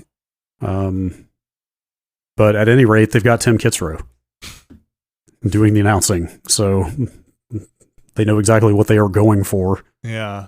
Whether they actually manage to recapture the magic, who can say? Mm-hmm. There are 3 players on the bottom of the screen in the on the UI. There are 3 NBA players on each team, so maybe there's room out there. I don't know, but I have not seen 6 players in a game yet. And maybe they're making a 6-player panel. Maybe, I don't know. I think you found this, right? Oh wait, sorry, Brad. High octane 3v3 basketball for 1 to 4 players is their line here on their marketing materials. I was just about to say you found a place to pre-order the machine. Yeah. Which is, they don't list the final price, do they? They want. No, they do. They do. It's $15,000. There it is. Yeah. You have to put $1,000 down right now. So you said, and I guess what you could call a cabinet. You want to describe what this cabinet? Is this what arcade cabinets look like these days? I mean, probably, hopefully, understandably, I have not been in anything resembling an arcade. They don't make that many arcade machines is the thing, and when they do, they are usually some kind of monstrosity. Okay, so actually, this is from Raw Thrills, and clicking through and looking at a bunch of their other machines, such as Halo Fireteam Raven, and Space Invaders Frenzy, and Cruisin' Blast. They don't all look exactly like this, but a lot of them have this, like, I don't even know how to describe it. It's like this kind of pieces. Separated. Yeah. It's like a giant screen on its own stand, kind of separated from like a podium where the controls are on wheels. Like it looks like it's like modular. It's more of an amusement than a cabinet, I guess I would say. Anyway, he's on fire. They got Tim Kitzrow. Say it again. How much you think this is $1 to play? Oh God, I can't even imagine what arcade games cost per play these days. There is no such thing as $1 for anything anymore, Vinny. The machine still got coin slots on it, I can tell you that. So, but I think underneath it doesn't look like it's got the dollar thing too. Yes, it does actually look like it has a bill feeder. Yeah, bill feeder. They got Bill Feeder for this too? Yep, they sure did. Wow, Tim Kitzrow and Bill Feeder are back again. My favorite thing about this whole situation, just because I'm old, is that they have announced no home version. Oh yeah. So we get to do the thing of like, are they going to bring it home? Is there going to be a home port of the arcade game? Yeah, but the sound chip on the cartridge is going to be terrible, so it's going to sound awful. Yeah, the sprites are so much smaller. The animation sucks. The frame rate's bad. They took the blood out. To people who are not old do not understand the lusting after the home version of your favorite arcade game that went on all the time. Dude, you got to check out the Commodore 64 version of this. It's wild. The screen repaints every time you move. God, how did this happen? I somehow got my hands on an official VHS of, do you remember the Nintendo Play It Loud era? Yeah. I wanted Mortal Kombat 2 for the Super Nintendo so goddamn bad, I somehow got my hands on a promotional VHS tape that had like 5 new seconds of footage from the SNES version of that game on it. Oh, wow. And watched that tape quite a bit. People consider the Genesis version better, right? Or No, not on that one. Oh, okay. Genesis MK1 had the blood. I mean, famously, the SNES version of MK1 had no blood. There was no code for the blood? No, you had the Game Genie. I believe you could turn the sweat red with the Game Genie, but I don't think the real fatalities were not even on the cart, as far as I know. Okay. But the SNES version of MK1 looked better than the Genesis one, but it didn't have any of the stuff. You know, it did not have the violence. It did not have the stuff. Nintendo realized their error as of MK2, and that version had everything. And that version was better than the Genesis. You mentioned Space Invaders Frenzy. Mm-hmm. I have to call out that Space Invaders Frenzy is a game that is my ticket game that I can rock 500 tickets. Oh, you've played it? Oh yeah. Oh, it's basically a light gun game. It's a sit down 2-person game. I can pretty consistently beat the high score depending on what the high scores are by just kind of playing normal video games, just using your brain to do it. I have won thousands of tickets over it. And then my wife was with my kids at a Dave & Buster's on their way back from somewhere. And she said to me, "Did you know our son was getting the high score in Space?" I was like, I have taught him well. We have passed, the knowledge has passed on. Because I'd be like, look, you got to start in the corner. Don't waste your bomb. Use your bomb when they are all together. You got to get them, just got to get the high score. Don't play 2 players because you'll split the score. You want to just play single player. It's great. It's great. This looks cool. It's just like playing Space Invaders, but with a light gun. Yeah, it's actually pretty cool. It's pretty cool. I just have to say, well, okay, it's kind of hard to tell. Like Raw Thrills and Play Mechanics with an X are both credited here. I think Play Mechanics might be the developer of this game, which looks like it was founded by a former Midway guy. Okay. The contact, I just have to say, the contact for this, all of these games is listed as being in Skokie, Illinois. Okay. Which feels like the most perfect place that arcade machines could still be born in this day and age. Totally. Humanly possible. Just like born out in a cornfield somewhere in Skokie, all Illinois. Arcade machines come from Skokie, Illinois now. Oh, it was just like when I was in that barbershop quartet in Skokie, Illinois. Yeah, I remember the Skokie days. Mm-hmm. How much is this one? How much is what does a cabinet cost? 15,000 for the Space Invaders one. Okay. Man, it's expensive. Mm-hmm. Yeah, I'm gonna not be buying any arcade machines, especially new ones. No. Man, and that Halo one, I feel like I've seen that one in places. They're still putting arcade games in places. Yeah, and pinball tables. Did you know that they have an ice cold beer remake?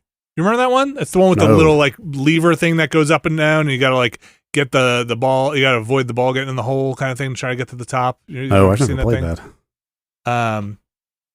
Yeah, man, 6,000 for that. It's all right. Oh, I see.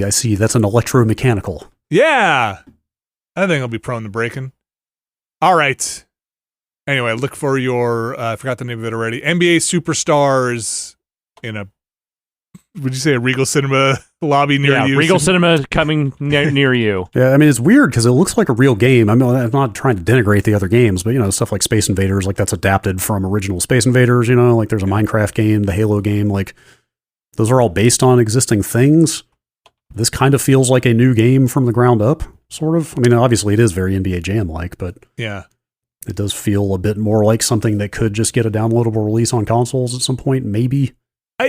I just feel like there's probably a thing where it just doesn't make the money. Like, unless, you know, like, you know, that they put out that new NBA Jam 10 years ago. Yeah, EA tried and it did not really hit. I mean, what EA has managed to not hit with basketball in the last decade and change is, well, it's bad. Yeah. All right. Moving on. Was it 2 weeks ago or last week we talked about Microsoft and Xbox's reshuffling and kind of consolidation and studio closures. A little more news coming out of there now about their vision here, Brad. Kind of. Well, no, I know this is a new studio opening. I mean, that's part of that vision, right? Well, sure, but I mean, it's just whatever. I mean, I'm not trying to like point fingers here necessarily, but it is somewhat conspicuous for the Xbox group to be opening a new studio. Like what, 2 weeks? Hasn't it been? I think it's been 2 weeks. Is it? I couldn't remember. It was last week. It was or 2 weeks. Yes, it was 2 weeks. 2 weeks since they closed Tango Gameworks and Arcane Austin, among others. But this is under the Activision umbrella. Activision is opening a new studio called Elsewhere Entertainment in Poland. Mm-hmm. And like, you know, whatever. Activision is its own entity. this has probably been in the works for quite a while. It still seems kind of like conspicuous timing. Mm-hmm. Definitely has to hurt for some people that are looking at this being like, oh yeah? Yes. Okay.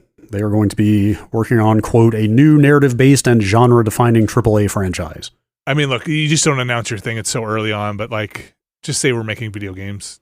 Well, they list, they have developers formerly from Naughty Dog, CD Projekt, Bungie, Ubisoft, so a lot of pedigree that they are building on this team. Anyway, just worth noting. Yeah. That there is a new developer spinning up in that group, just as a couple of others have fallen. So, under the Activision group, Activision still operating as Activision with studios under Activision at this point. So this Elsewhere studio won't be a Microsoft studio. It'll be a Activision, like a game published by them would be published through Activision through Microsoft at that point. Yeah, I mean, that that kind of, I guess that all really just comes down to the fuzzy science, though, of one company getting absorbed into another, and where it's are kind the of like lines, a Bethesda like situation. where are the lines drawn, like how much new management has come in. Yeah. What are the respective cultures like, and how are they integrating?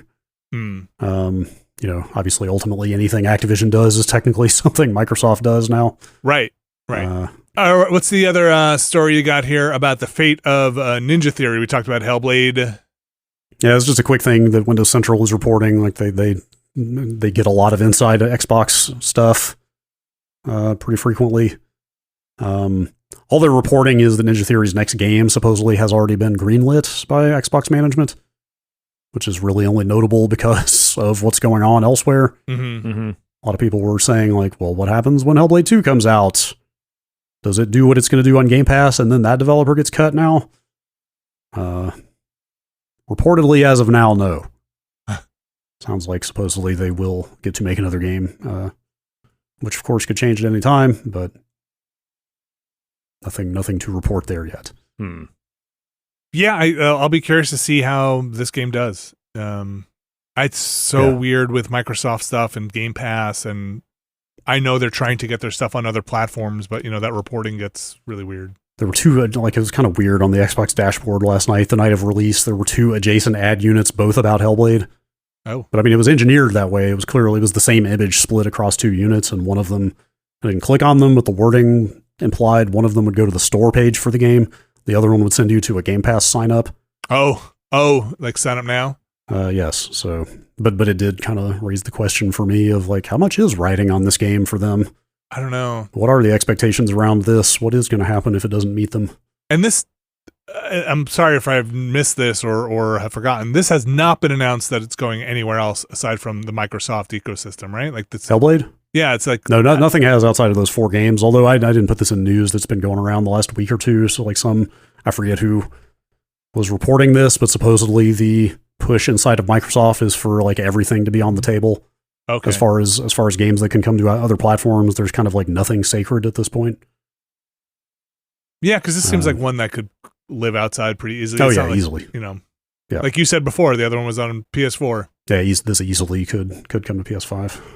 All right. So that is Ninja Theory's next game, at least as of this point, saying they have been confirmed they're working on something. Next up, Valve is apparently working on something. Yeah, man, has been for a long time. Boy, this sure just went wide out of nowhere. What is this? I don't know if they've let enough people in to test this, that this is just happening now. It seems indisputable at this point that Valve is working on a hero shooter called Deadlock. Because there's screenshots and as of this morning, video of it all over the place. Sounds like there is some test version that testers have access to, and that's where this media is coming from. It's a full-on hero shooter, but in the mold of a Dota or a League where there are lanes, apparently. What do you think about this, Brad? I don't know. Did this excite you? Not really at all. Do you feel like we've kind of moved past that a bit? Like, I don't into know. more extraction stuff or no. I don't think extraction has not become the new thing the way I thought it might. Like Valorant is still huge. I assume Overwatch. I don't know, Alex, what do you think? How big is Overwatch these days? Oh, that's a tough one to answer because they have been having a hard time with Overwatch 2, but I do think it still has a pretty decent sized player base. Okay. Some of that and some of the problems with Overwatch I feel like are due to external factors.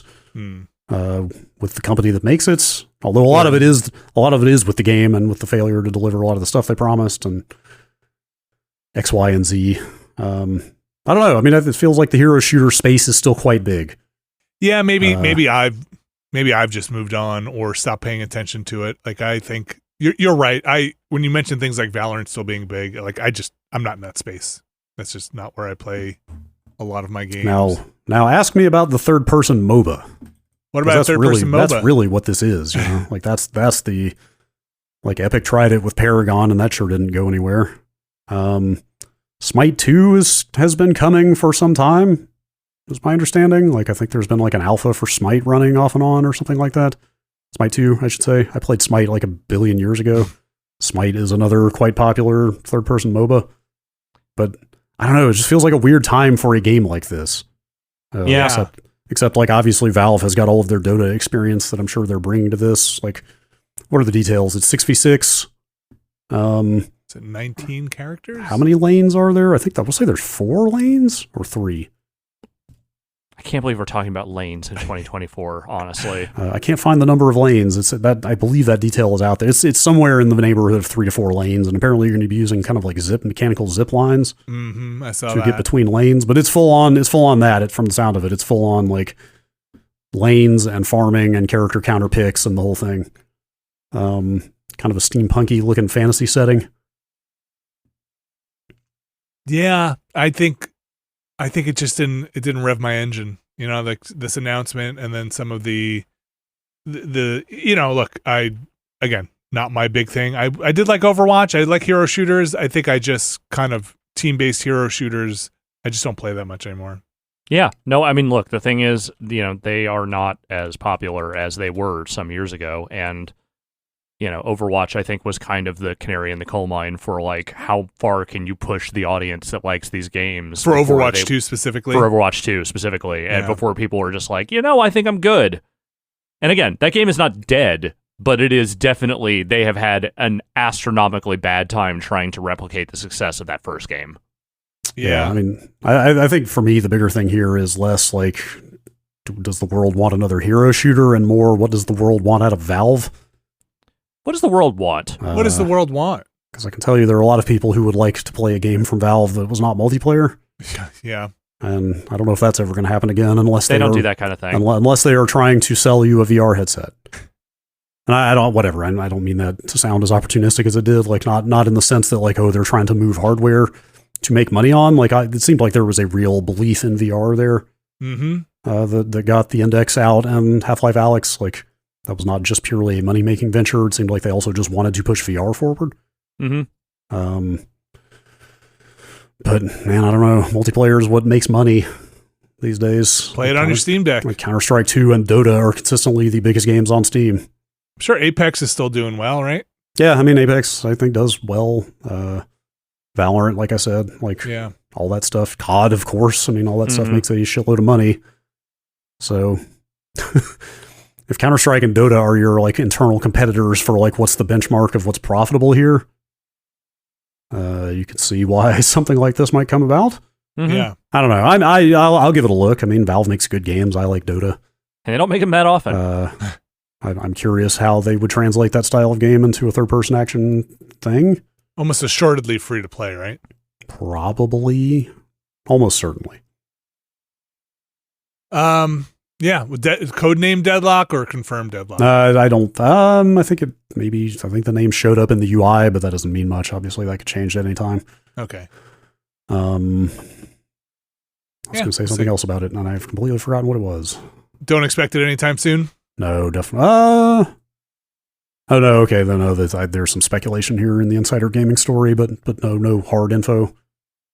The art style did not do a ton for me, to be honest, but. We will see. And that could change. Like, look, that's a thing that it could most certainly, unless this game were coming out in 3 months, Right. It could, yeah. It seems like they're probably pretty locked in on it, though, from the level of polish that you see in this media that doesn't exist. Definitely doesn't exist. This is phantom media.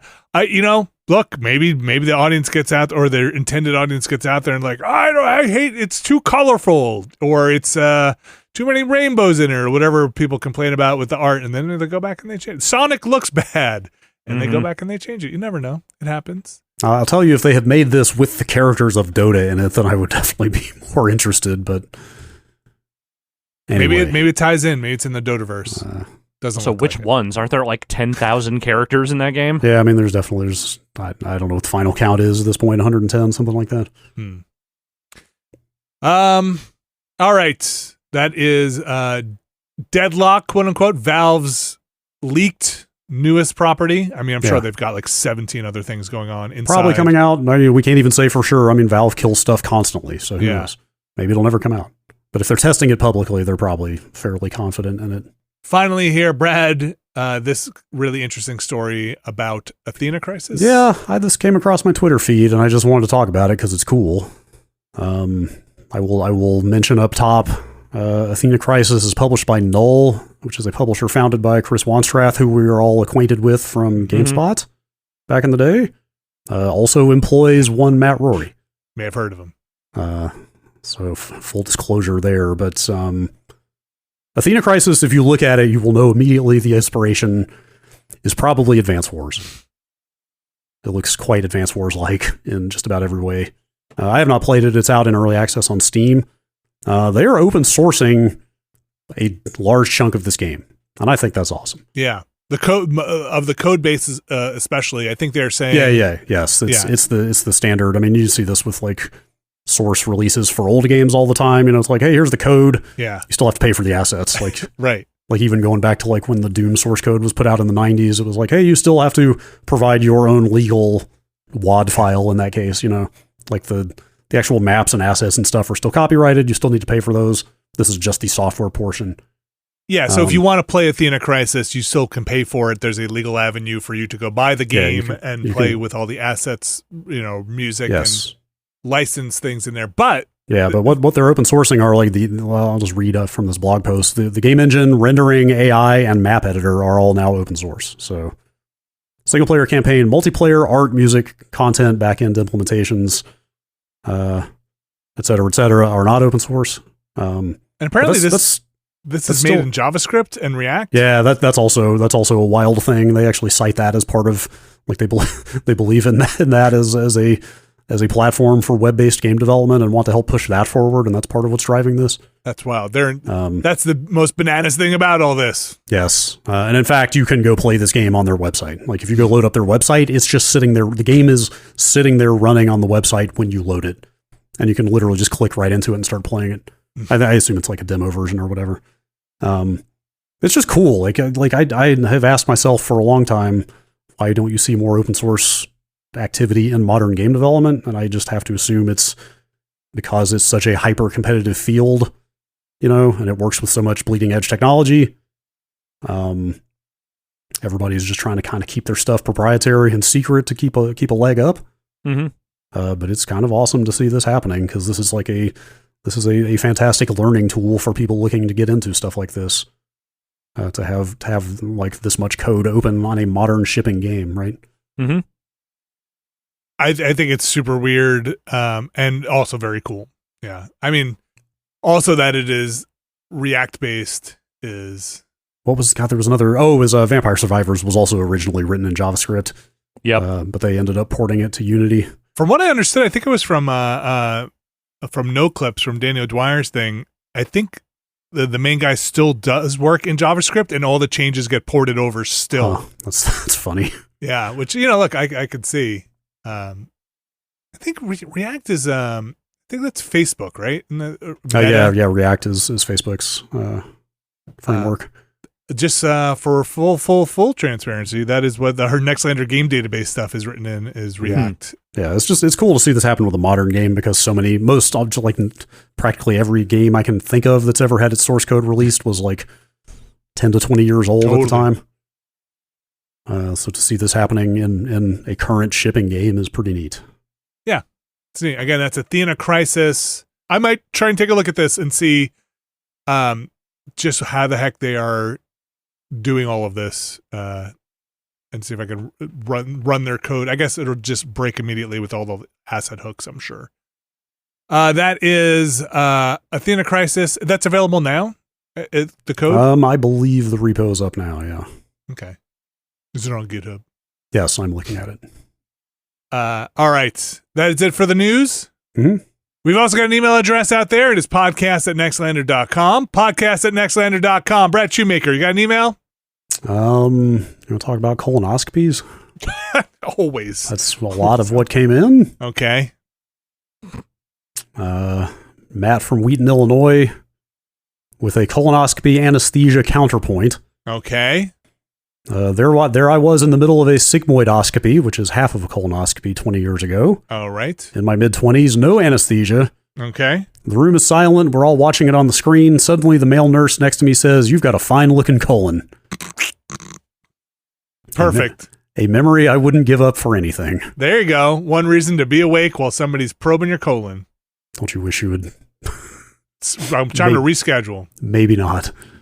Joe asks if this is going to be Twitch or Patreon content. Oh, that's Patreon. That's Patreon content. Patreon. Yeah, no, we're not giving this shit away for free. Are you kidding me? Yeah. Come on now.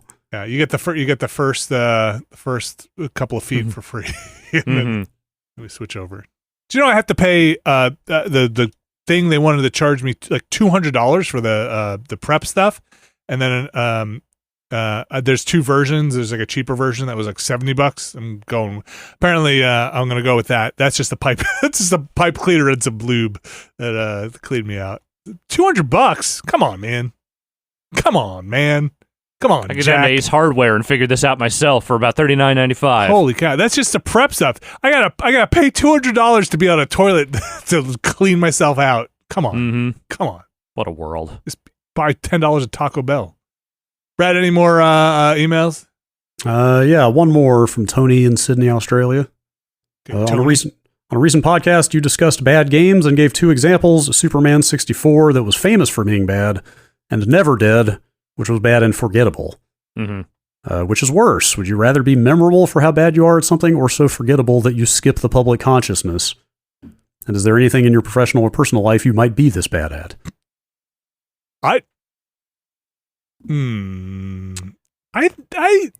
Okay. As long as it's not hateful and it's not being, there's an innocence to the badness, I think you're probably better off being notoriously bad in the long run than forgettably milquetoast or mild, you know?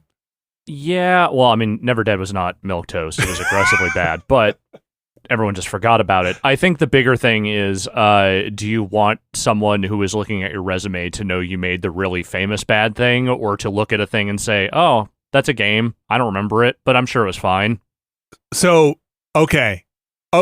But, yeah, okay, this is a good counterpoint, but do you want to be the one who has the story of I worked on Superman 64? Or do you want to just have in your resume, I shipped a bunch of games that would have a great career, et cetera, yada, yada, yada. I was at Titus for a while, gotta go. Yeah. Or do you want to be like, oh, we got to go talk to the guy who worked on Superman 64 every 5 years when that game comes back up in the public consciousness? I think if you have enough plausible deniability to where you can blame all that game's problems on someone that isn't you, you're fine. Yeah. And then you're better off with the more notorious example. Like, yeah, you got a great story there. I'm sure it's a dark story at some points. You are tied to something that will live on forever. A piece of history. Yeah, like that piece of concrete that is attached to your legs that is now going into the bay. Like I forget who it was, but the makers of E.T. for the Atari, right? Like, they do the rounds once in a while, and they come out and they're like, they tell the story of making E.T. and they're like, oh my gosh. Yeah, all those people got really famous in games. They did. No, they went on. I'm sure if I gotta go back to my Atari. There weren't that many people at Atari, to be fair, and some of them I think just had to work on that thing. Yeah, I'm sure there's a great story. I'm gonna say again, as long as it's not infamous for like being terrible. It's not like you worked on like the Guy game or something. Yeah, or like what? Like it's actually just morally reprehensible on top of being bad. I worked on Kuma Wars. Like, yeah, that's my claim to fame. No, it's like a Superman an ET. Like, is there anything that I am professionally or personally that infamously bad at? I think if you put me on a skateboard now and put me in an actual competition, you would see the Superman 64 of skateboarding happen. Like, how did this happen? How did this happen? How was this allowed to happen? Why did you let this man in here? I'm trying to think, like, we have enough recorded footage where I'm sure the audience could be like, no, Vinny, you are notoriously bad at this one thing. But I can't think of it off the top of my head. For some reason, games like to break in front of me. I don't do anything to make them break. They do seem to fall that's apart. That's a skill. Yeah, that's a blessing, really. That's not a curse. You're basically a born QA person. I missed my calling, really. Yeah. To jump in there. Brad, is there anything that you feel like over the course of our long, many, many hours of recorded history, somebody could compile a thing and be like, look, it is uncanny. It is uncanny how often this happens. He's making a scrunch face. He's thinking. Look, there's like 20 years worth of stuff here to kind of pull through. Yeah. Thinking. He's still scrunching. I got nothing, man. Nothing. We're perfect. We're like right. Yeah. Kind of the best. No one's ever been better than us that we've ever done. Yeah, but I still think if I were to be attached to a game, I would rather be attached to a game that is known today as an abject failure of video games than to be attached to something that kind of flopped, like a normal flop versus a joke flop. Like, yeah, would I want my name on big rigs? Maybe. I don't know. Sergei Titov's still out there menacing people, so maybe. I feel like hasn't hurt him that bad. Is that somebody involved in big rigs? He was the guy, as far as I know, who made that game happen with whatever, Ukrainian satellite studio was that made that thing. But he's also the one that went out and made, I think, the War Z and a couple of other really notoriously fucked up things over the years. He also got some Epic money at some point. I don't know. I did not realize you had put a name to that game ever. It's a part of your life. When a thing like that becomes so inextricable from your career and persona, you want to know a little bit more about it. So I did dig into it and kind of figure out who the actual mastermind of that thing was. At some point, I think I also honed in on that because they offered me an interview with him over something. It might have been around the War Z or something else. And I think I came back and I said, if I do this, you know what I'm going to ask about. And it's not the War Z. And I think that was the end of that conversation. You went to Awesome Games and did a big rig thing, a speed run, yeah. Did you hold a record? No. I did it in a fairly short order, but I definitely did not beat anyone's major record. Okay, it's by driving backwards, right? Yeah, because that's the thing because there's no limit on the reverse in that game, so you can just keep going faster and faster forever. The hardest part is steering when it starts getting that fast. Okay, fair. Also, again, remember, none of these races actually work because there is no opponent. Though I guess that patch they put in did make the opponent move, but the opponent still stops before the finish line. Is that game sold for money? Yeah, $20. Wow. Put it in a box. Sold at GameStop. Did you give it a score? Oh, yeah. Was it a 0-0? That was the whole thing. It was the lowest score we could give, which was 1.0. Oh, it was a 1.0. Abysmal? Was it the first one? Yes. I remember. I submitted that review with a 1.2. And the reason I did it was because I was terrified of being the first one to give a 1.0. No. Yes. Really? Yes, I did. And then everyone came back and was like, this is the one. Wow, so you this is the one. You gave it a 0.2 tilt or something to get it was that or value or something. I don't remember what I gave. I legitimately do not remember what it was that had nudged that score up slightly. It had nothing to do with the quality of the game and everything to do with me being terrified of being the first person to say this is the worst game ever made. That's amazing. Man. It bums me out so much that the component scores are no longer visible on GameSpot. You need the spreadsheet. Somewhere and there's a spreadsheet. Yeah. Here's the thing. As soon as it got into the editing process, everyone said, nah, dude. Nah, this is not. Nothing here gets a 2. I think it's probably also worth mentioning, and you correct me if I'm wrong, Alex Navarro, but this is just garbage, download garbage. This was a boxed game that had to be minted and printed. That's what I'm sitting here trying to wrap my head around, is that you have to remember this was a retail product sold for money in stores, because like I feel like games like this are probably like you can't throw a rock without hitting one these days, but right. Yes, this was a game that had to be on a shelf, printed with a box, and stored somewhere. And Alex is holding up. Well, can you read me the back of the box on Big Rigs? Climb up, grab the wheel, and get rolling. Get ready for some break jam and CB talking, convoy rolling action across America. Literally all lies so far. From the desert to the plains, you'll be hauling loads and trying to stay one step ahead of the law. Lie. As you climb into your big rig for nonstop driving action. Lie. Race across America and deliver your load to its destination. Lie. Does not happen before your competition. Lie. So keep the tank full and your pedal to the metal as you rack up points and own the road. Literally everything, every word of this is a lie. All of it. Are there bullet points? Yes, 4 big rig trucks with trailers. I think one of them crashed the game, so that actually is still a lie. 4 unique routes, including desert, forest, plains, and cities. I'm not sure there actually were that many. They were not unique.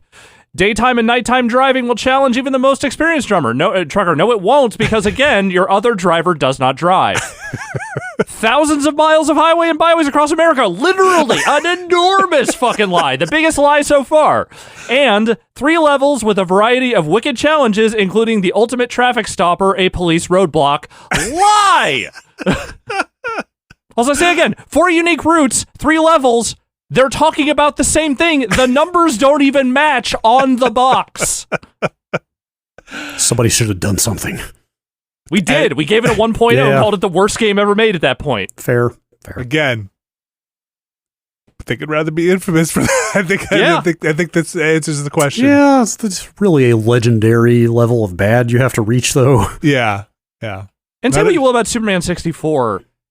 That game was really bad, but it was not built entirely on a foundation of lies. It was just a poorly executed product. This is nothing but a box lying to you.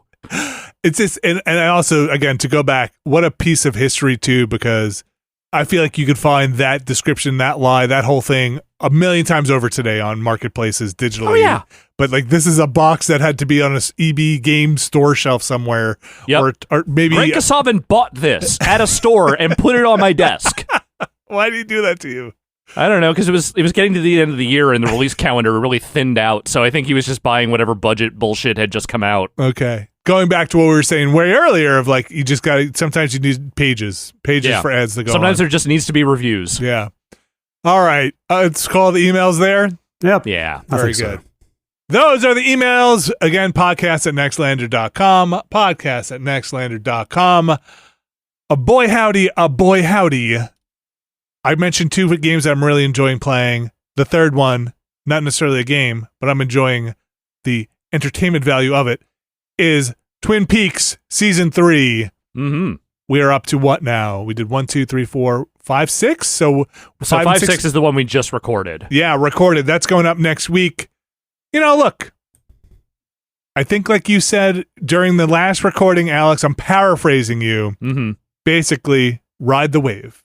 Gotta ride the wave. Make your body slack and just let it carry you. Be like Agent Cooper flying through time and space. Just let the universe take you where it's going to go and find the outlet that you need. I'm really enjoying it so far. I can't wait to make it through this. There are things that happen in 5 and 6 that I hope pay dividends, let's say, some investments that are made. Our next recording you've actually set up for us in a way that I'm also very excited about, to isolate the episodes to make sure that we get full episode exclusionary zone when we record. Because we are doing 2 of these at a time, and there is an episode coming up that I feel like we are only going to want to talk about when that one comes up. So I was like, let's record episode 7 and then watch 8, and then we'll talk about 8. Yeah. So I'm very excited about that. You can check that out over at patreon.com/Nextlander, along with a Never Been a Better podcast with Dan Reichert and Austin Walker out there. different kind of let your body go slack and let it wash over you. That one, listen to Not Around Any Loved Ones. Just that's one for you. Put your headphones on and you can listen to that. Never Been a Better Podcast, also up there, along with the Ramblecast, a bunch of other stuff. Patreon.com/Nextlander. Couldn't do it without you. Thanks for the support. There is one tier on the Patreon that gets their names read on this here show. Alex Navarro, would you read our mysterious benefactors for this week? I will. Our mysterious benefactors for this week are Sean Miller, RRE, Infelicitous Rips, Kelly F., Brian Lucier, Skywarp, John Hubbard, Evan Cook, Mark Wilhelm, Jerry Lee, Deirdre the Vape Goddess, Gary Pejsky, Robert Fisher, Bunny Fiend, Jad Rita, Statics, Fantasticasm89, Razgriz2, Brian Murphy, Randy Duax, Andrew Tiepkin, Alex Wu, It Me JP, Edward Chick, Andrew Slosky, Steve Lynn, Matthew Herrig, David Campos, and Tyler Treese. Those are our mysterious benefactors for this week. Thanks to all of them, and thanks to everyone who has supported us over at patreon.com/Nextlander. Couldn't do any of this without you. Having guests on, doing all our fine streaming, all our podcasts, watchcasts, ramblecast. It's all out there because of you. Thanks, everybody. We've got a new edit up. Speaking of couldn't do it without your support, we got an edit out there from Will Crosby. Did another edit of our, remember that content warning stream we did with Abby and Will? We got a cut down of that. Thanks to Will. You can go check that over on our YouTube. If you missed it, didn't have the time to watch the full thing, got a nice little 15-minute video of the highlights out there for you. You can go check out. What else we got going on? On Friday, we're jumping into, what is it, Abiotic? Abiotic Factor. Abiotic Factor. Seems to be getting some pretty rave reviews out there. We're going to jump in there. Looks kind of interesting. Looks kind of like a Half-Life survival crafting game or something. Looked weird. All right. We're going to jump into weird. Yeah, I'm up for weird. Jump into that on Friday. On Thursday, Abby and I are jumping back into more Tex Murphy. We're playing through A Killing Moon over on Thursdays. Brad, you're jumping back into Fallout? Uh-huh. Oh, yeah. What a bloody mess. No bloody mess. I did not take bloody mess. No bloody mess. You going to keep going? Oh, yeah. Oh, yeah. Oh, yeah. Oh, yeah. I wanted to keep playing it after I finished the stream, but I had to save it. That's the streamer's paradox, right? Mm-hmm. Streamer's dilemma. Part of it is that damn 150-day time limit, or timer, I should say. on the game? Yeah, like I just want to resolve that as soon as possible now. Is that the water chip timer? Yes. I think I was already like 13 days in before I even noticed that. So I got to find that damn water chip. Brad will be playing more of that on Thursday as well, and Alex and I beat the main DLC, the Phantom Liberty, for Cyberpunk. We got our ending. I think the next time we jump in, we're going to go revisit, do a little time travel, and check out some of the alternate things that could have happened, at least a little bit of it. It's a pretty substantial DLC that has some branching choices in it that happen early on, so you have to play through a decent chunk, not a ton, but a decent enough chunk to get back to the whole thing. But I'm curious to show you at least what I saw when I booted up a little bit of the alternate there. I think you'll be surprised, Alex, at what happens. That's a good piece of DLC. That was a lot of fun. I'm going to give them full credit on this one. I have my misgivings about Cyberpunk overall, and even in its finished state, but Phantom Liberty is maybe one of the most substantial pieces of DLC I've seen a major game put out in a while. Yeah, it was good. It was good. You can check that out. That archive is up on YouTube if you missed the live stream there. That's going to do it for this podcast. Anything else? Anything I'm missing? Not really. I've been sitting here with this trailer for Abiotic Factor. Uh-huh. A little tough to get out. I've been sitting here with this trailer running as we've been wrapping this up, and this game might be pretty rad. Yeah, I'm excited to jump in. The more I see of this footage, the more I think this might be amazing. Okay. Well, we're going to check it out. Again, join us on Friday. Thanks again for everybody who's supporting us. Thanks again for listening. Thank you, Brad. Mm-hmm. Thank you, Alex. Thank you. And we'll be back next week.